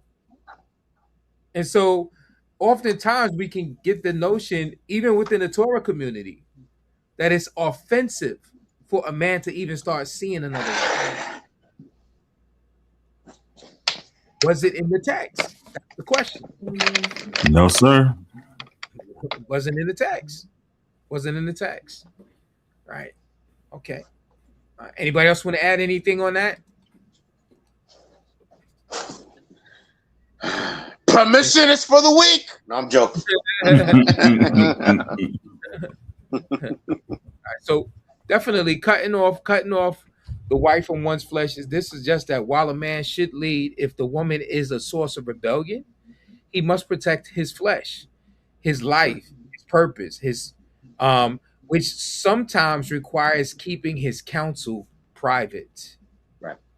So sometimes he may have to just keep it to himself. So it's not necessarily in the best interest in all instances for a man to disclose to his woman that he wants another woman or that he has another woman. Yes, my brother. He says it is the whole concept of modern day monogamy came from the Gentiles prior to the 5th century. Multiple wives were common in over 70% of all society. I mean, and none of the patriarchs needed the permission from current wives in order to add on new wives. Nah, but you see, like with Rachel and Leah, they actually gave the servants they had to their husband for the purpose of continuing his lineage. So Man, the idea was about extending his posterity down to she belongs to me, not you, and I'm still giving her to you. Exactly. And actually, it was a common practice because Sarah had one as well. Yeah. Yep. You know, so it was a common practice amongst the patriarchs and the Hebrews. It was a common Rebecca practice. said, he coming. Just wait. Yeah. The baby will come. Just wait. Right. And Rebecca came with hers. She came with her maidens. Right. So it was a common practice that patriarchs, when they gave their daughters with help. They gave their daughters with help. Right. Okay, cool. All right, so let me find out where we are. Okay. So here's the next question. Are there any positive benefits for a man to be a closeted polygynist, since we here?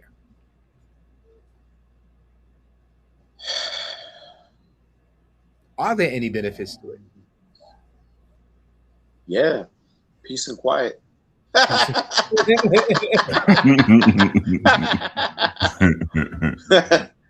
For some. Yeah. Well, obviously, if you have immature women. Yeah.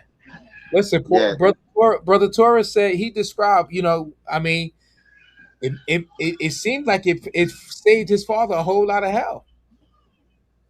Yeah. Right? The 5 families. It gave him a whole lot of conflict. But we don't know, but we don't know that. No, we don't. Like, we don't. It could have, in the weird, like, for example, like, I wouldn't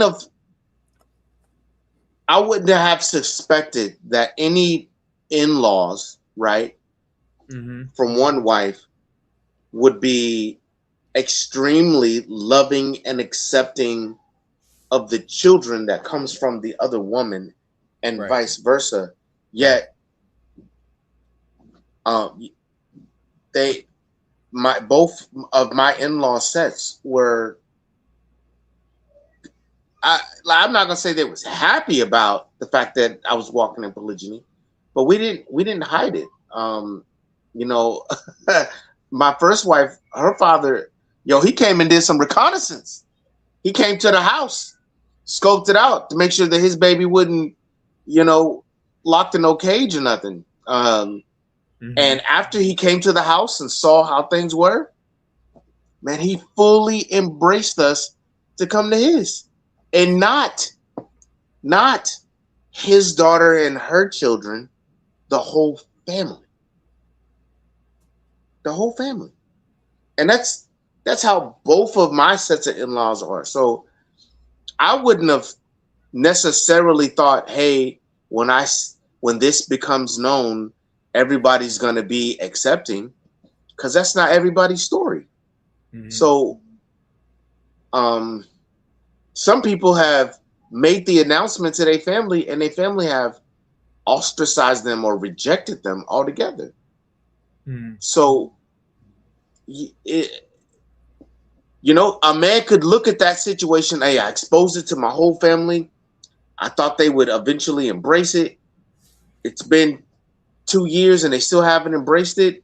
I was better off if I had kept everything separate and, you know, and dealt that way, then exposing it, because I may be ultimately causing my children to miss out on the relationship with grandparents or aunts and uncles or whatever, all because of a decision I made. Yeah. Does that make sense? So that's a reason. It's a good reason. When it comes out, though, they're gonna hate you. So it doesn't matter. Yeah. They're gonna hate you for waiting. But you know, some people wait. You know, don't wait, and they still hate you. So Yeah.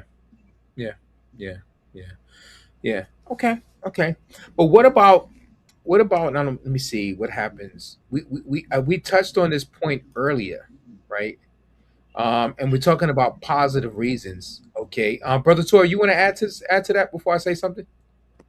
No. You know, I think again. Yeah, go ahead. No, I was just going to say that again, when you're talking about different generations, things went on with different generations. My father's generation, he was born in the late 20s, 1920s. He was 15 years older than my mother. So of course there were a lot of things that were done back then that many of them got away with. And when I say get away, I don't mean that in the bad sense. It was just that it wasn't monitored. You know, they did what they did, and Right. they had, you know, all these families, and it was what it was. For me, especially in this time that we're living in, when I found out about the first set of children, then the second set of children that found us, our set, I found out how many other siblings. I loved all of them, and we embraced each other to this day. I mean, we love on each other, we call each other, we talk to each other. It's a great thing, and that's why I really don't like that it is hidden, because family needs to know, blood needs to know blood, family needs to know family. I agree. Yeah. Mm-hmm. Yeah. I mean, there certainly have been siblings who actually hooked up, right? Because they didn't Yep. know Mm-hmm. they were related. Yes. They got Mm-hmm. married, Yes. consummated, Yes. and Mm-hmm. they didn't know that they were married. So yeah, that's Brother and sister Mother and yeah, sister. Mm-hmm. by way of their daddy. Yep. yeah, yeah, Uh, Mm-hmm. yeah, for sure.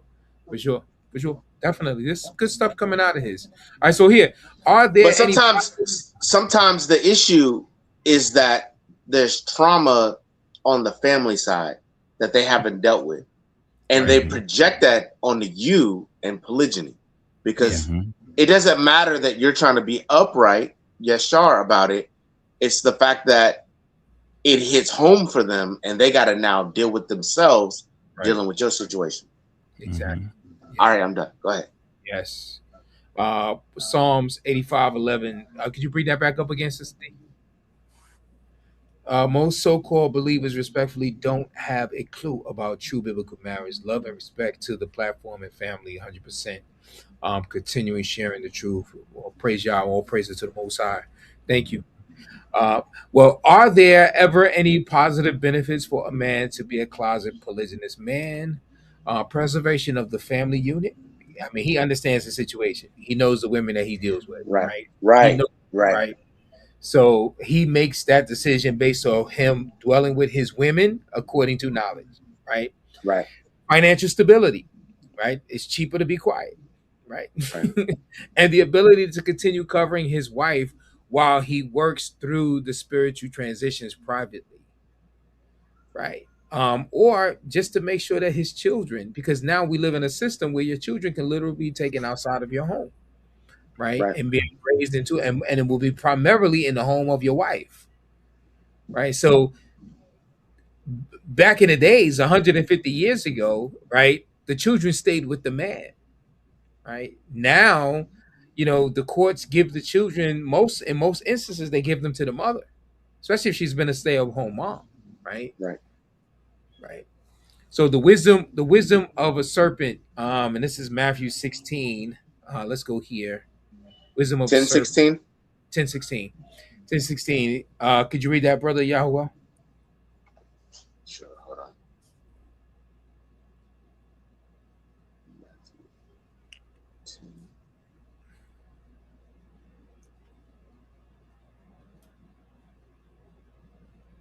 All right.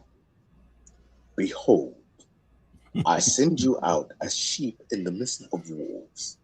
So be shrewd as serpents and innocent as doves. But beware of men, for they will deliver you over to the courts and flog you in their synagogues. Right. Okay. Okay. So I think I hit a decibel lower than you, bruh. No, I'm just waiting.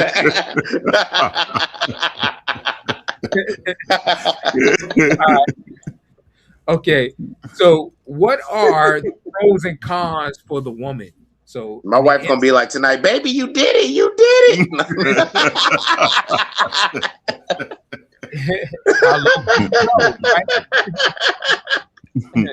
All right. So, and this is in relation to, are there any positive benefits for a man to be a closet polygynous man? Right.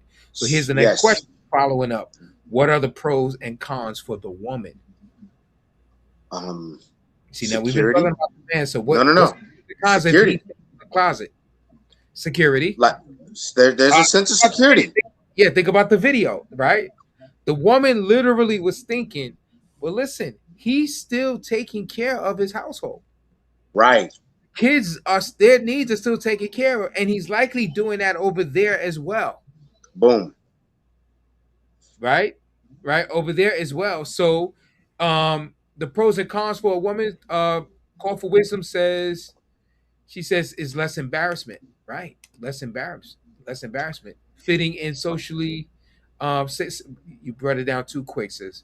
Fitting in socially, no stigma. Yeah, she's fitting in, like, there's no stigma when no one knows, right? Yes, for the woman, she does not face the social pressure from family and others that will ostracize her.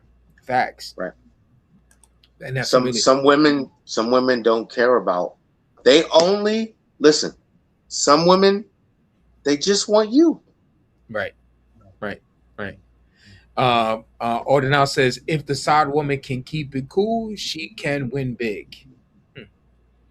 Right. I mean, look at Yeshayahu 4:1, where it talks about 7 will cling to 1 and say, we'll take care of all the other, we'll take care of ourselves. Just let us be called by your name. Right. Yeah, I mean, there is a benefit in just being belonging to. Right. There is a benefit, right? Just think, one day she's belonging, the other day she's not, which is better, right? She just has to stay in her lane, and she'll get taken care of. Okay, so here's what I have. The pros is that she maintains her social standing and avoids the stigma of a polygynous label. The cons is she may sense a lack of transparency, which may lead to a breakdown in intimacy. Why? Because he's trying to hide something, right? So it's now affecting them in the relationship, right? In terms of intimacy wise. But can you cover her fully?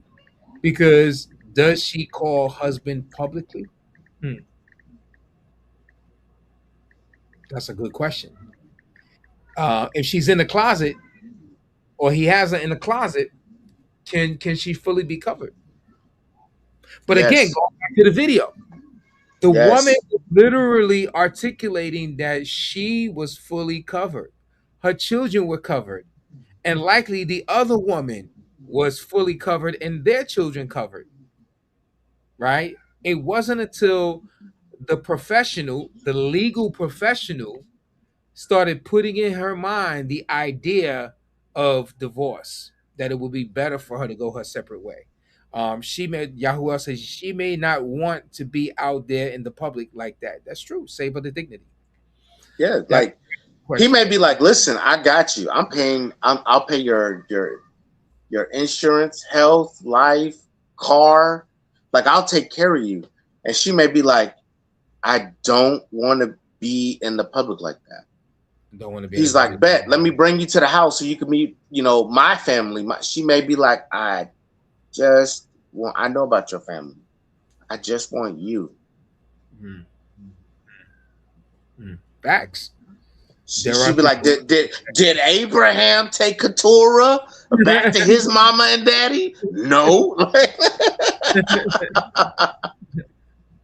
Yeah, this is a very good point here. Most women will start off being a secret, and time she gets mad, you're going to be exposed. In other words, yeah. So women will start off, they'll be okay with the secret thing in the beginning, but as their feelings grow, they want more stake in the game. Right. Right. It will be harder when the wife find out. Yeah, this is true. This is true. This is true. You want me? Not every time though. Like publicly. What you say? Not in every situation. Like sometimes, honestly, a baby bridges the gap between the women. Sometimes. Sometimes. But a lot of times you get women, they don't even care about the other baby. Right. Some women, women can be very cold. I don't know if you guys know that or not, but women can be very cold. They can be vicious like animals in the wild, son. Nah, I don't deal with those. I see a hyena and I go the other way. But that's another component to it. It's the selection that you said, Brother Yahuel, from the beginning. Your selection of women, they have to be righteous women who understand the scriptures, and when they understand the scriptures, and then women understand the scriptures does not mean that they're not going to deal with jealousy. But see, here's the thing to that, Brother Torah. Remember, Moses had an Ethiopian woman, but there were women in Israel who had issues with it. Absolutely, yes, sir. You know what I'm saying? So absolutely, y'all is saying you can see a foreign woman, and you have affections for this woman, and based on what happened to Moshe, you could literally bring this woman home, and your wife not be happy with it. Yo, like, can you understand? Like, but think about that. Like, who was Moshe to the people? He was the leader. He was the man. He was the leader. He was the manifestation or representation or ambassador of the Most High Yah. Not the high priest. That's Aaron's role. Right. He was the manifestation, reflection, ambassador, all of that of the Most High Yah. Who wouldn't want to be with Moses? And to think some Ethiopian chick get him, like I can understand, the upsettedness. Like it's like, when you are a particular race and then you're successful, and then you show up with someone who is of a different race, sometimes your race feels some type of way about the fact that nobody of them gets that honor, that luxury, that privilege to be with you. Yeah. Yes. Call for Wisdom says, she says, I know of second wives being put away just because the first wife found out and got crazy over it. Now they are living as put away women. Put away, not divorced, right? I put away, not divorced. Listen, I counseled a couple. Listen, it was the wife's suggestion for him to take on another one. He wasn't even with it.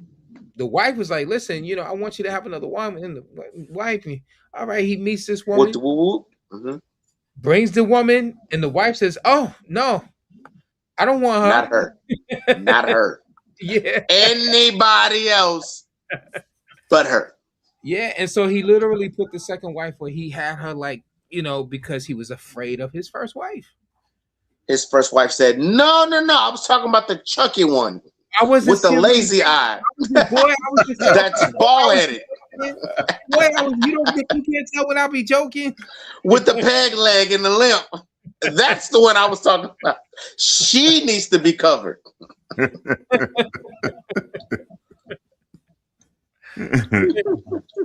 Or your sister Miriam, she did not like it either, and she was not Moses' wife. Yeah. mean, listen. Yeah, but I'm saying like it. Mhm. The idea, like we deal with this in the very here and now, present today. Like Yes. when athletes, brothers, take on wives that are not Another sisters. community. Right. Yeah. Sisters get upset Yeah. that he took her on. It doesn't matter that he's happy or Yeah. that she fulfills him. None of that matters. It's the fact that there is now one less brother checked off the list. One more sister that got to be single because we don't believe in polygyny, and he chose somebody else of a different demographic. Right. But imagine the scenario: you bring home this captive woman, to make her your woman, and your wife sees her, and she's not happy with the situation. She got 30 days to figure it out. What else, right? There's going to be 30 days to figure it out. But there's going to be an exchange, right? Right. How someone like calls her by the well and asks, "Where is your husband?" Like Yeshua asked. Okay. Elaborate. He's at home. Speak in pronouns. They only mad because there is one less high status brother. Right. Yeah, true. That is true. But if you're not making six figures, they're not looking for you. Exactly. So let's go to the next question. What are the negative effects, right, of a man being closeted? We kind of like touched on some of it earlier, right? What are some of the negative effects of a man being cramps? When people get discovered in the closet, it's never a good thing. Right. Somebody's getting whooped that day. Yeah. Who is somebody? Did I hear a sound in the closet? Right. Is that somebody breathing? Is that a camera phone? The weight of the secret can lead to a spirit which hinders his ability to lead with full authority. That's what you can't leave from the closet. Can't leave from the closet, right? He's going to be compromised in some sort of a way. He's going to be compromised. Okay, so good.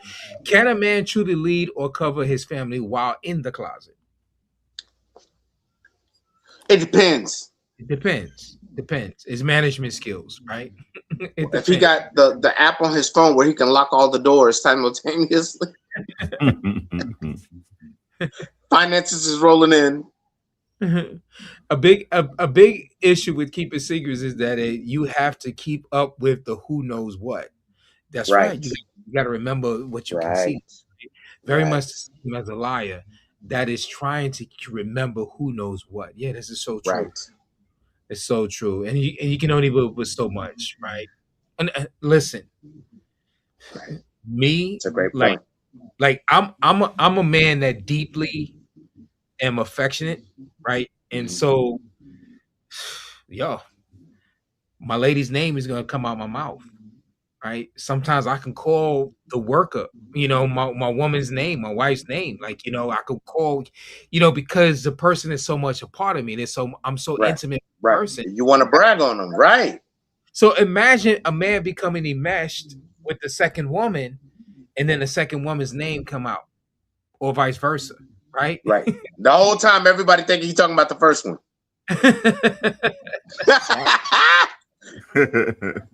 Exactly. But I'm talking about to the women. So, right. The second woman's name is coming out to the first woman while he's with the first woman in an intimate moment, and vice versa. Yeah. Or sleep, talking in his sleep. And it's just talking in his sleep. Subconscious. The subconscious. Right. Been there, done that. Been there, done that. Susie, you're the one for me. Oh God. That was the wife hitting him. All the wives got to be named Lisa.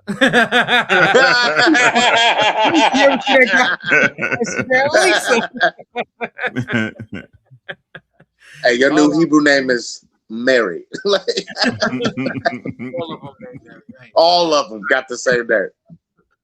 The majority of the time, the woman has a hard time accepting it because they already had experience with the man being in a closet before. So it's coming from a hurt place. Yeah, this is true. I But it's believe not, that. but not even just with the hurt place. You got little girls singing Mary J. Blige, singing Beyonce, right? They singing this pain before they even know about the pain. It's prophetic. Yeah, They're speaking it on themselves. And the father hears it, yeah, and doesn't say anything. and it's anything, but they're being conditioned. Right. This is how it's supposed to be with the idea of your man having another woman. This is how you're supposed to feel. They're being conditioned as little girls singing these lyrics. Right? All right. Okay. So it is a restricted lead. Just as a spy leads from the shadows, a man can protect his family, but he cannot fully manifest the glory of his household until the light is shed. From the shed. From the shed. From the shed, right. Okay. So whose decision is it to be polygynist? Is it the man or the women? Whose decision is it? I mean, we see here in Genesis 16 and Sarah with Hagar. All right. So Sarah suggested to Abraham to take her maidservant, right? Even though Sarah offered Abraham, He could have said no. He could have said no. The decision and the consequences rested solely on, because guess what happened when things went south? She immediately blamed Abraham. Right? Each one has to decide. Each one has to decide, right? The man, exactly. All right. It is restricted. Okay, it is. We already said that already. Okay, good. So let's go down to the next question. All right, we almost there, guys. We almost there. What is the biblical solution key for a man stuck in the closet? So you're in the closet. All right. So this is to the brothers out there who may be in the closet tonight. You're stuck in the closet.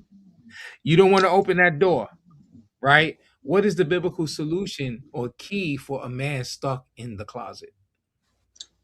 Hold on, I got you. It is found in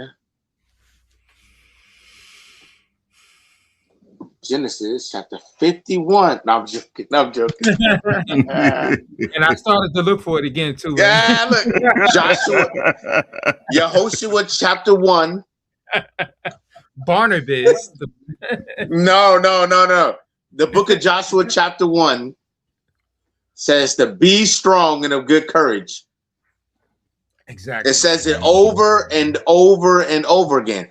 Right. The Most High tells Yehoshua, if you want to be successful like Moses was successful, and Moses was polygynist, right, you got to be strong and of good courage.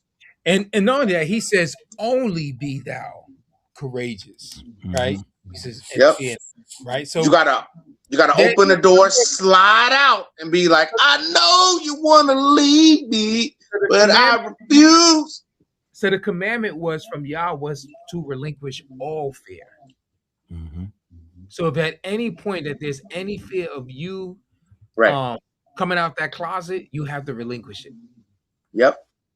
You have to relinquish it. You got to put on your big boy pants.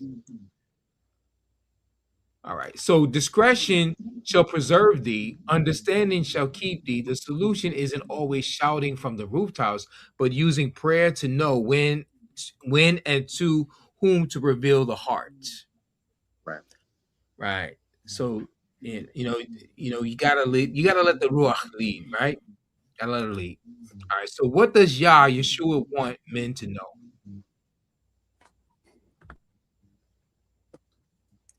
Fear not, I have redeemed you. This guy. He wants to know you don't have to fear, in this walk. It is about walking in the authority that he has given unto you as a man. It's about knowing how to, go to the altar, so that you can get the blueprint for your family. Once you know that, then you can really, really lead, in authority and not in secrecy. Right. Okay. Well, here's some wisdom in scripture. All right. The truth shall set you free, but not always. You know, not always. Look, the truth can get you locked up. Micah 7:5 says this: keep the doors of thy mouth from her that lies in thy bosom. So there is a time where you shouldn't say something to your wife. And that's a fact. Or the woman that lies, that's what the passage is saying.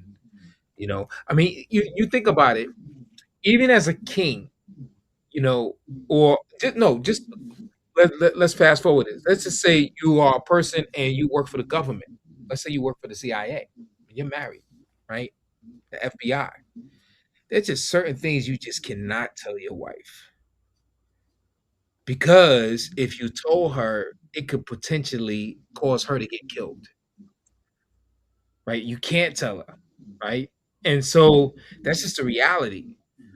Just because she's your wife, it does not mean that she is the most high to you. Right. She's not your master. She's not your Messiah. Right? She is someone that Yah has given to you to help support you. And your right hand doesn't have to, if she is your hand and then you got another hand over there, your right hand doesn't have to know what your left hand is on. Doesn't. And as a leader, sometimes you have to reveal one thing to one that you don't necessarily reveal to another. Right.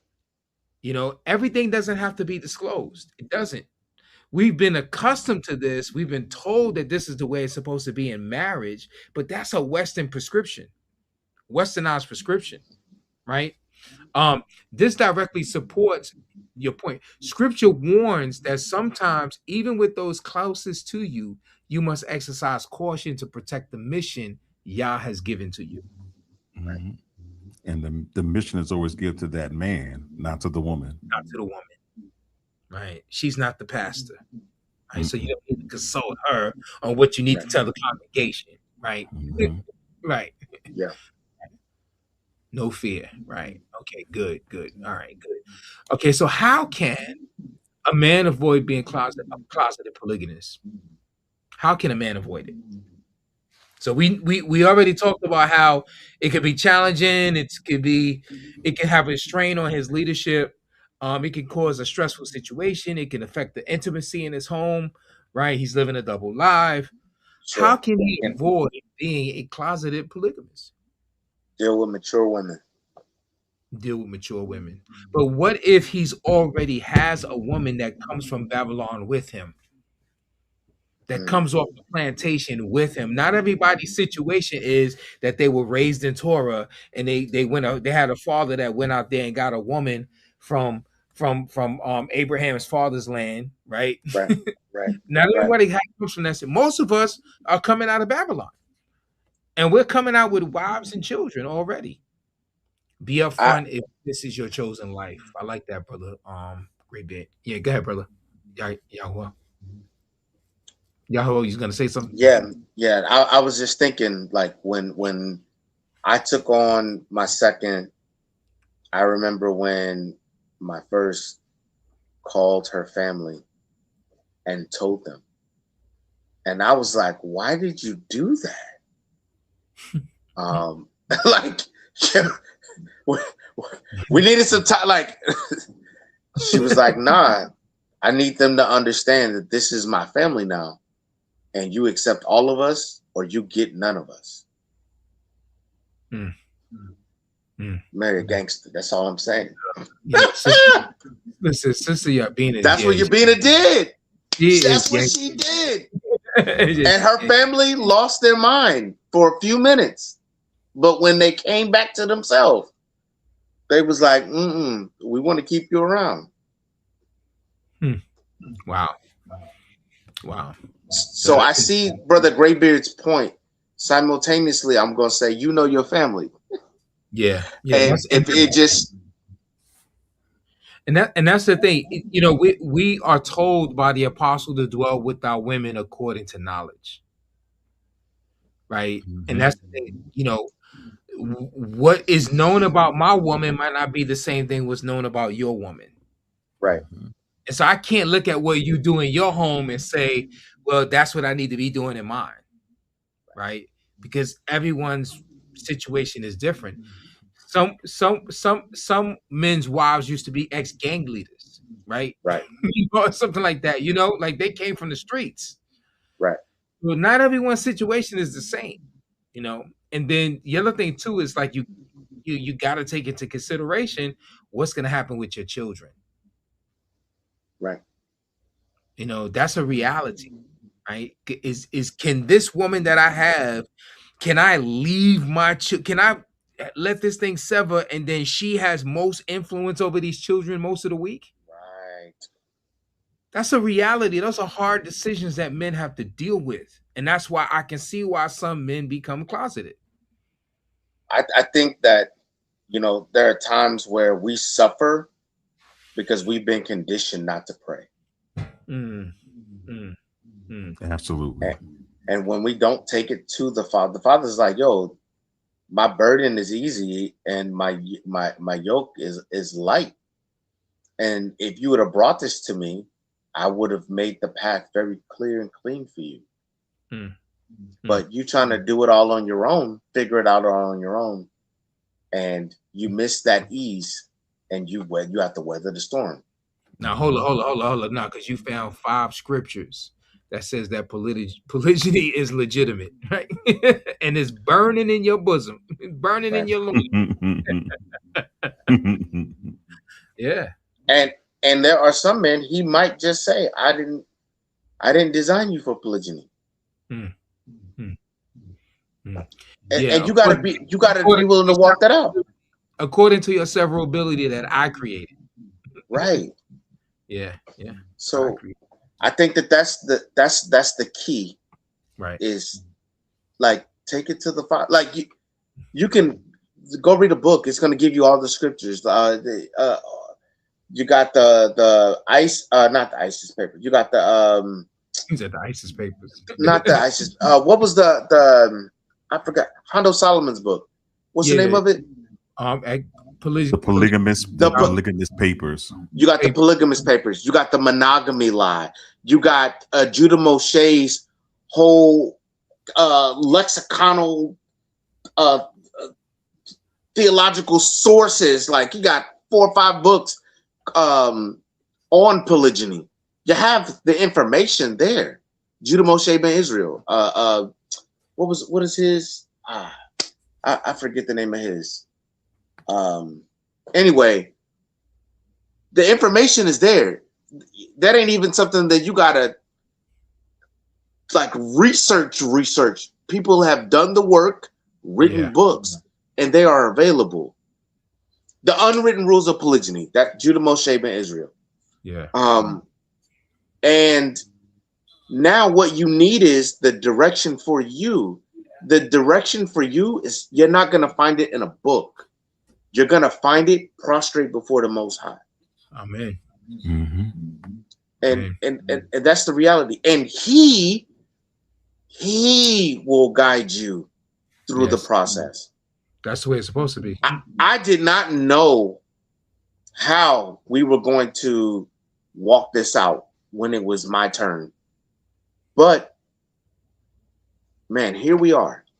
Wow. One day at a time, one step at a time. And, you as a man, as a patriarch, you got to pray concerning the needs of the people in your house. If you have children, man, pray that the Most High open their understanding, that he give you the words to help them understand. Your wife or, wives or whatever your situation is, pray that their heart gets soft. If he can harden Pharaoh's heart and then soften it, can he not do it for you? Is that too far for him? Is that too great a thing? He can heal people that have cancers and all kind of stuff going on in their families. Yes. But he can't change your wife's heart? Yeah, he certainly can. Certainly can. I wanted to change my voice and start preaching, but yeah. I was going to tell Brother Torah to get on the keyboard. Won't he do it? Absolutely. So Brother Tor, you want to say anything else on this one? How can a man avoid being a closeted polygynist? No, Akiyahuel, he brought it out great. Again, there are so many facets that it is to learn. You know, you have so many books out there, and there are a lot of credible books that have been written by men who have not just written about it, but they are living it. Yeah. You know, so that would be the best thing that we can really convey to any man that is listening. Get the information, but number one, and I love what Ox said. Yeah. Seek the Father first. Very wise. Seek Him first. Go in prayer, and I find that we can avoid a lot of pitfalls if we go to the Most High first. Mm-hmm. Indeed. All right. So, and finally, what say you about this topic, audience? What do you say about this topic? The complexity of a closeted polygamist. You know, it's a complex thing, right? Because, you know, like I said, everyone's situation is not the same. I can see why a man should not, you know, go down this path and not disclose, right? Not disclose to his woman that he is taking on another woman.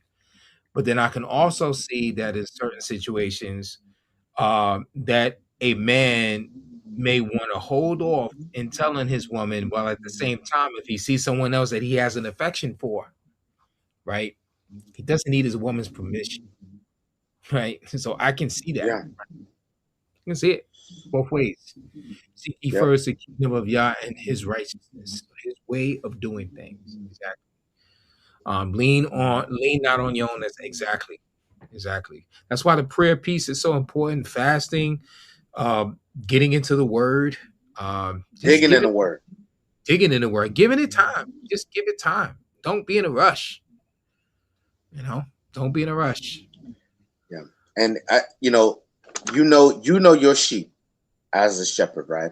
And if your wife, if the mention like, hey, I saw this sister today, and all of a sudden she got anxiety, having panic attacks, you might want to keep it in the closet until it's something more serious and credible. Like, you know what your sheep can handle, and if you don't, you should learn. You should learn, right? That's your duty, right? That is your duty. Good. All right, so I guess we hit it all on all cylinders. I think this was a very good topic. What do you guys think of this topic? Did you enjoy this tonight? Did you have fun? You know, I certainly had fun, you know, touching on this topic. It's really good. Didn't realize that this topic in and of itself had different layers and intricacies and different rabbit holes, right, that it can take you into. But yeah, I definitely enjoyed it, man. How about you guys? Let us know. Put a 1 in the chat. Let us know. And let us know, what do you say about this topic? Definitely you watching in the playback. What do you say about the complexity of a closet polygamy, right? You know, do you even think it is a complex thing, or that it's a simple deal? Like, just either yay or nay, right? What do you say? I want to know. Yeah, let us know. Write it in the comment section of the video. Definitely. All right, cool. So if you have any prayer requests, as we normally always do, we're definitely going to pray. We can pray at the end tonight when we close this thing out. We'll definitely pray for those, you know, those of you, you know, you can put it in the comment section what your prayer request is, or just say it out, right? But we're just going to say a mass prayer at the end tonight. And in the meantime, we definitely want to let me see it. Bring this over. Bring this down. Come on.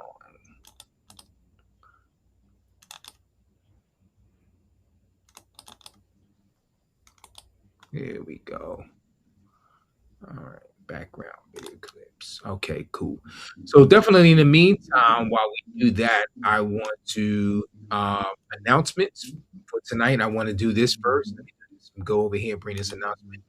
It works so well when I have Call for Wisdom here helping me out. But Not that. The most prophesied event in all of Scripture is the restoration of Kol Israel. And that restoration begins where it always has, in the home, under proper biblical headship and authority. The Kingdom Restoration Conference is back for its second year. Join us in Knoxville, Tennessee, July 9th through 12th as we gather to study Torah, explore headship and patriarchy, and learn how to build family, clan, and tribe the way Scripture intended. This year's speakers include Aubrey and Dr. Rujane Killian, Dr. Yonatan Baruch, Teacher Pete Rambo, Mike Allen of Digging in the Word, Ryan Ridgely, Jared Cheshire, and Deborah Augustine of Call for Wisdom, presenting and leading breakout sessions to guide you toward the restoration of Kol Israel. Seating is limited to just 200 participants, so don't wait. Register today at kingdomrestorationconf.com, and we look forward to seeing you there.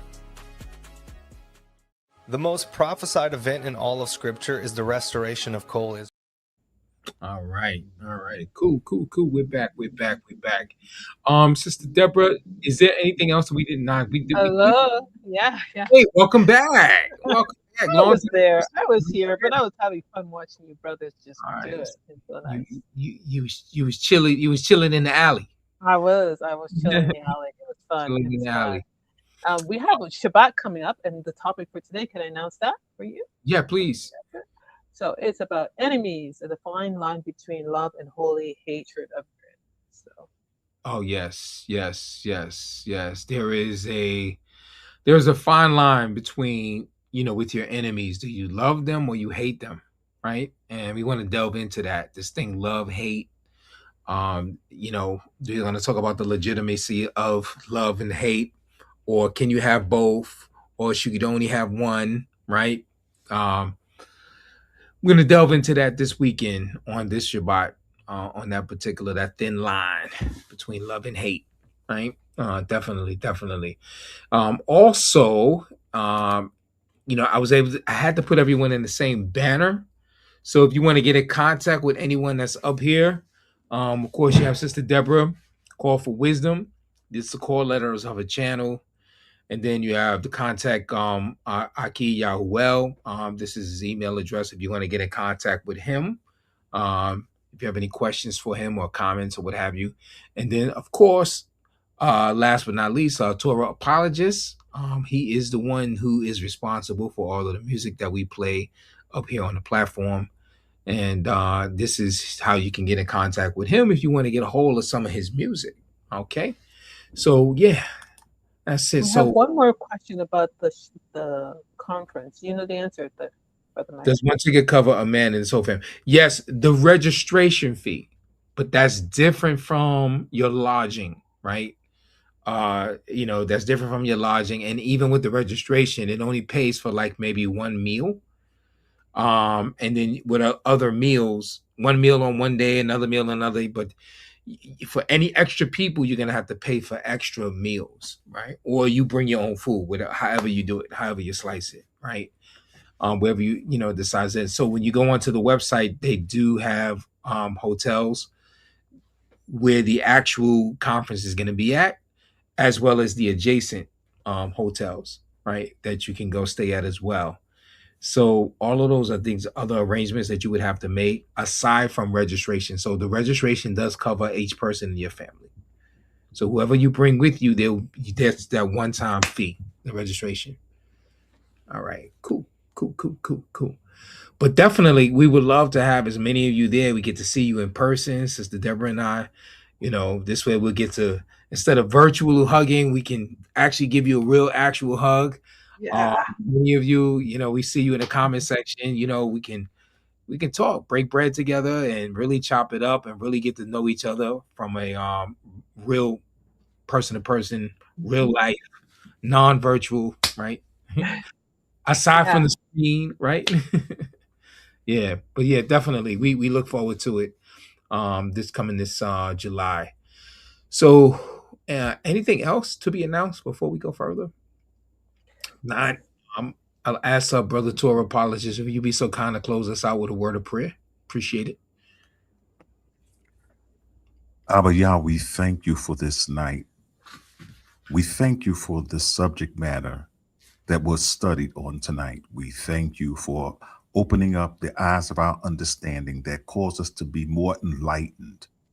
I pray for every man that is on this stream, those by the way of chat, those who are just watching from the comfort of their homes. I thank you for the strength, the endurance, the wisdom, the knowledge, the understanding that you are releasing in them, that they will stand and be the men that you have designed them to be. I pray for their households. I pray for everyone underneath their authority, that you will continue to cause him to lead. And as they follow, that they will walk into green pastures. Father, I thank you for Mike Allen tonight. I thank you for digging in the word. Thank you, Father, for every prayer request that has been made on tonight. We pray and ask that you would hear their petition and that you would answer it. We decree, we declare, and we proclaim that it is done based upon your righteous word. And we thank you, Father, for all things. In the name of Yahushua HaMashiach, we pray. Hallelujah. Hallelujah. Amen. Amen. Thank you so much. I really had a good time with this tonight, guys. All right. So let me just pull this tab over. Okay. Go back over, sharing this tab. Okay, we gotta stop sharing. All right, there we go. There we go. All right, cool.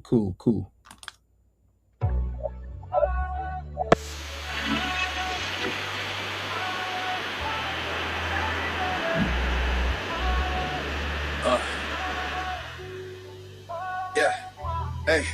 Yeah, I'm moving in alignment, every step divinely timed. Favor follow where he sends me, got that kingdom on my mind. Ain't no fear when he's before me, every giant gotta fall. Got his word up in my spirit, when he calls I give my all. Walking righteous, walking bold, dripping holy, dripping gold. Purpose locked inside my soul, yeah, I'm living what he wrote. Light up the path, and I'ma walk that way, kingdom assignment. Every single day, I was made for this kingdom purpose. Stepping out, yeah, I know it's worth it. He designed me, yeah, on purpose. Every battle, I scratch the surface. Moving power, no more nervous. Chosen vessel, I'm in service. Raise a banner, higher. Kingdom life, that holy fire. I'm in kingdom purpose. You see me kingdom working. You see me kingdom working. You see me kingdom working. Ain't no copy, I'm authentic, set apart, unique in him. I'm the book the world is reading, I reflect what's never dim. Enemies be steady lurking, but they know who I belong. When they hear that kingdom rhythm, they can't handle kingdom strong. Faith is loud and fear is quiet, spirit led, don't need to try it. Grounded deep, you can't deny it. Purpose flow, yeah, we supply it. He put kingdom in my bones. Stay strong, like purpose flowing through my soul. Let it roll, like ain't no stopping what he wrote. Let's go. I'm walking out my destiny. Hey. I was made for this kingdom purpose. Every mountain, watch me surface. Let his glory through me work this. Yeah, his kingdom, we preserve this. Hands up high, we kingdom soldiers. Fighting right until it's over. Stepping like it, bolder. Kingdom purpose, take over.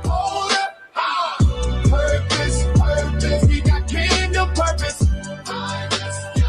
Y'all reigns forever. Purpose, we got kingdom purpose. Y'all reigns forever.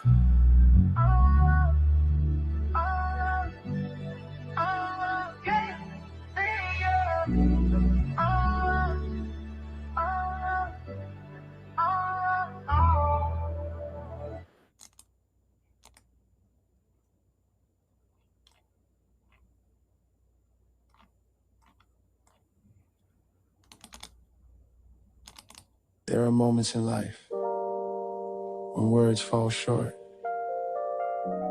when grief sits heavy on the chest, when sickness whispers fear into the night. But there is a name that calms the storm in the soul, a name that mends what the world has broken. That name is Yahweh.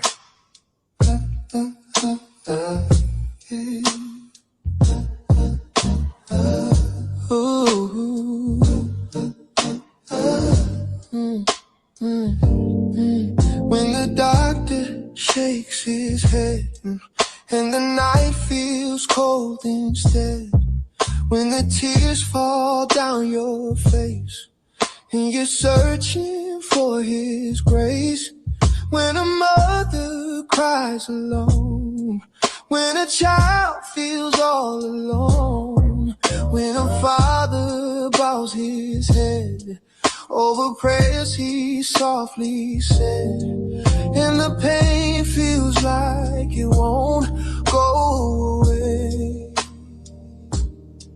But there's a whisper in the wind that says, Yahweh, healer of the broken soul, the one who makes the wounded, Yahweh, lift the hearts that cry tonight, Yahweh, shine your everlasting light. Oh, Yahweh, Yahweh.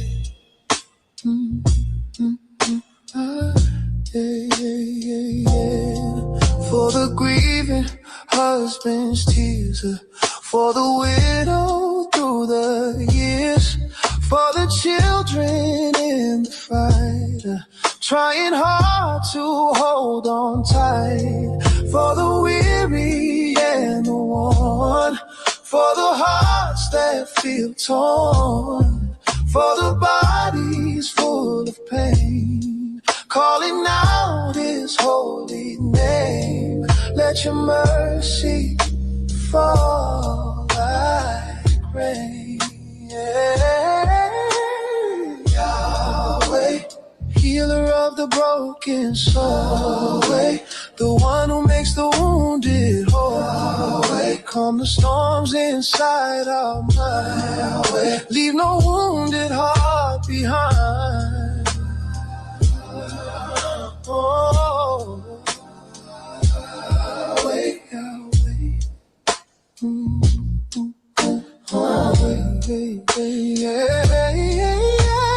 Yahweh, touch the hospital rooms tonight. Yahweh, touch the mothers crying in prayer tonight. Yahweh, touch the fathers trying to stay strong tonight. Yeah. Lift the sons, lift the daughters, bind every broken heart, restore every weary soul. Let your healing flow from heaven to earth right now. Yahweh, heal us now, Yahweh. We call your name, Yahweh. Restore again, Yahweh, Yahweh, Yahweh, Yahweh. Healer of the broken soul, the one who makes the wounded whole. Lift the hearts that cry tonight. You are life, you are life. For every heart listening tonight, let your peace fall over them. Heal their bodies, restore their hope, strengthen their faith and soothe their souls in your name, Yahweh. Ooh, Yahweh.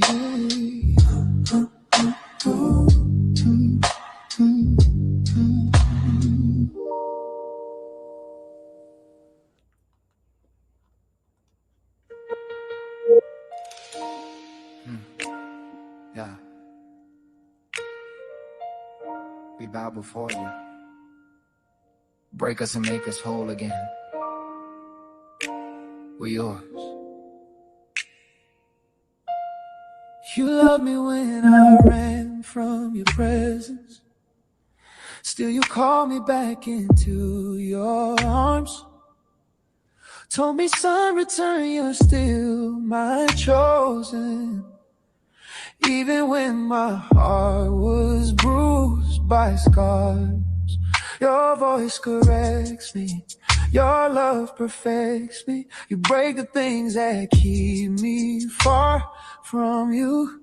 Your discipline is mercy, your judgments never hurt me. They heal the places only you can reach into. So I fall down low, hands stretched to the sky. Strip away my pride, let my spirit cry. Because your love is fire, burning through my walls. And your truth is water, washing every flaw. Pierce my soul, pierce my soul, pierce my heart. Yeah, yeah.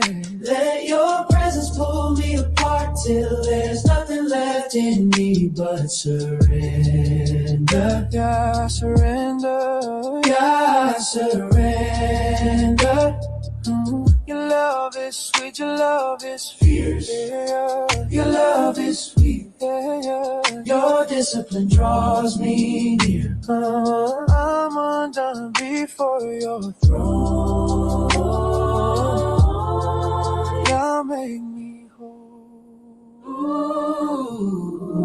You chastise the children that you treasure. 'Cause holiness is what you're forming in our bones. You're the potter, we're the clay. Break and shape us your way.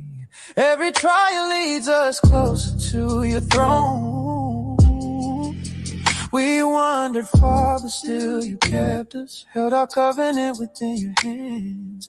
Even in correction, your heart shows affection. You discipline the ones you choose to stand. Now we fall down low, every burden lay. Your presence is the place where fear and doubt fade. Your love is mighty thunder, your mercy is a stream, and your discipline awakens who we're called to be. Pierce my soul, pierce my soul, pierce my heart.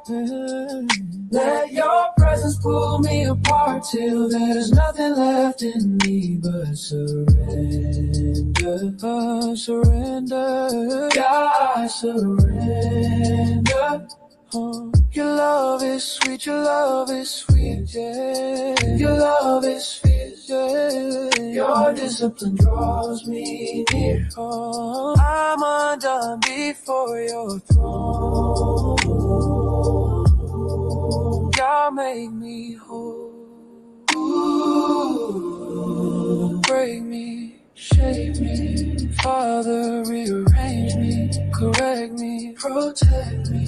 Your covenant sustains me, yeah. I'm not afraid of your holy fire. Burn away every wrong desire. Take my heart. Take my will. Take.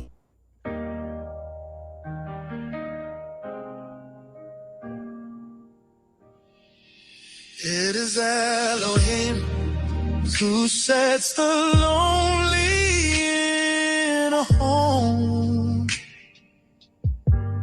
He created families so we'd never stand alone. A house on the rock, unshaken, secure.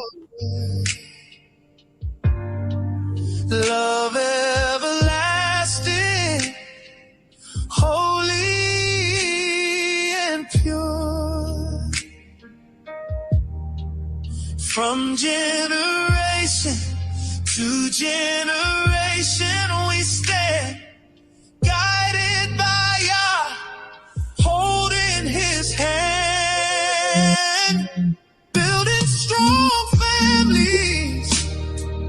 That's what Yah does, rooted in His covenant, covered in His love,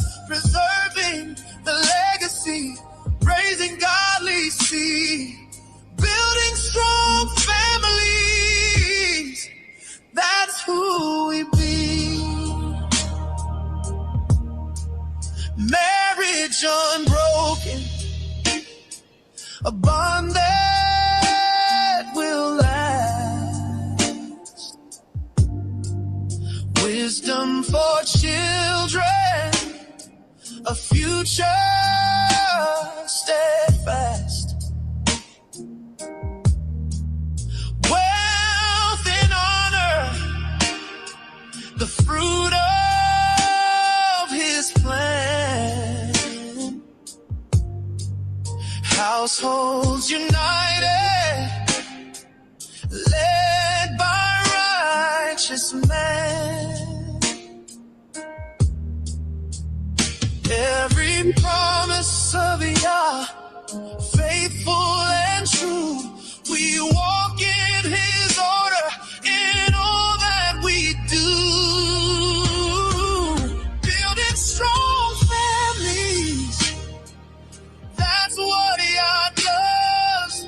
Rooted in his covenant, covered in his love, preserving the legacy, raising godly seed, building strong families.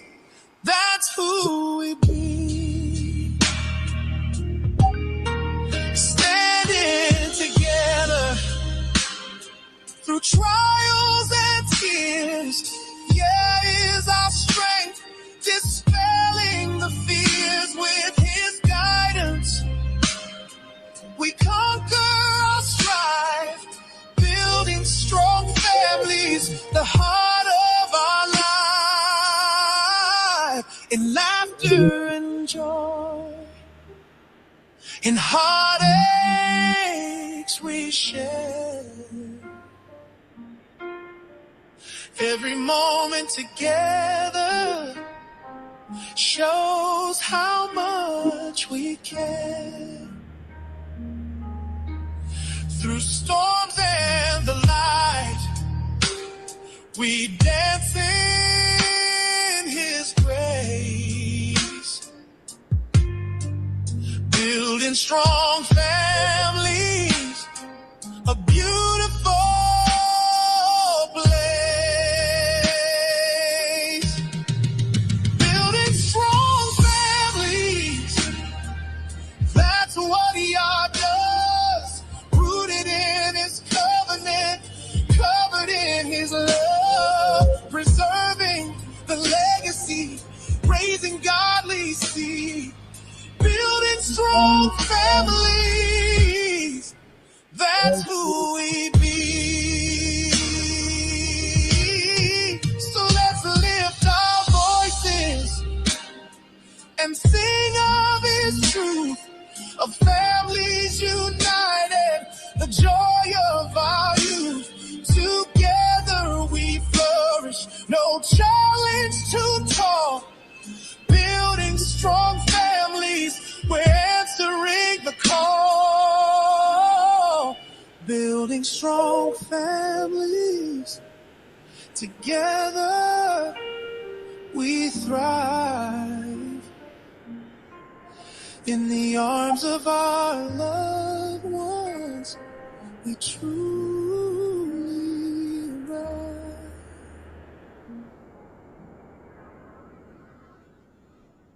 All right, all right, all right. Building strong families. That's what we're here for. All right, all right. We hit all cylinders. As we said, we had a good time. I enjoyed it.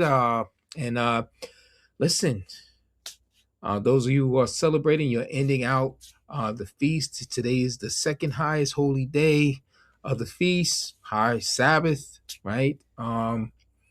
Enjoy the rest of this day. With that said, King and Kingdom, we bid you shalom.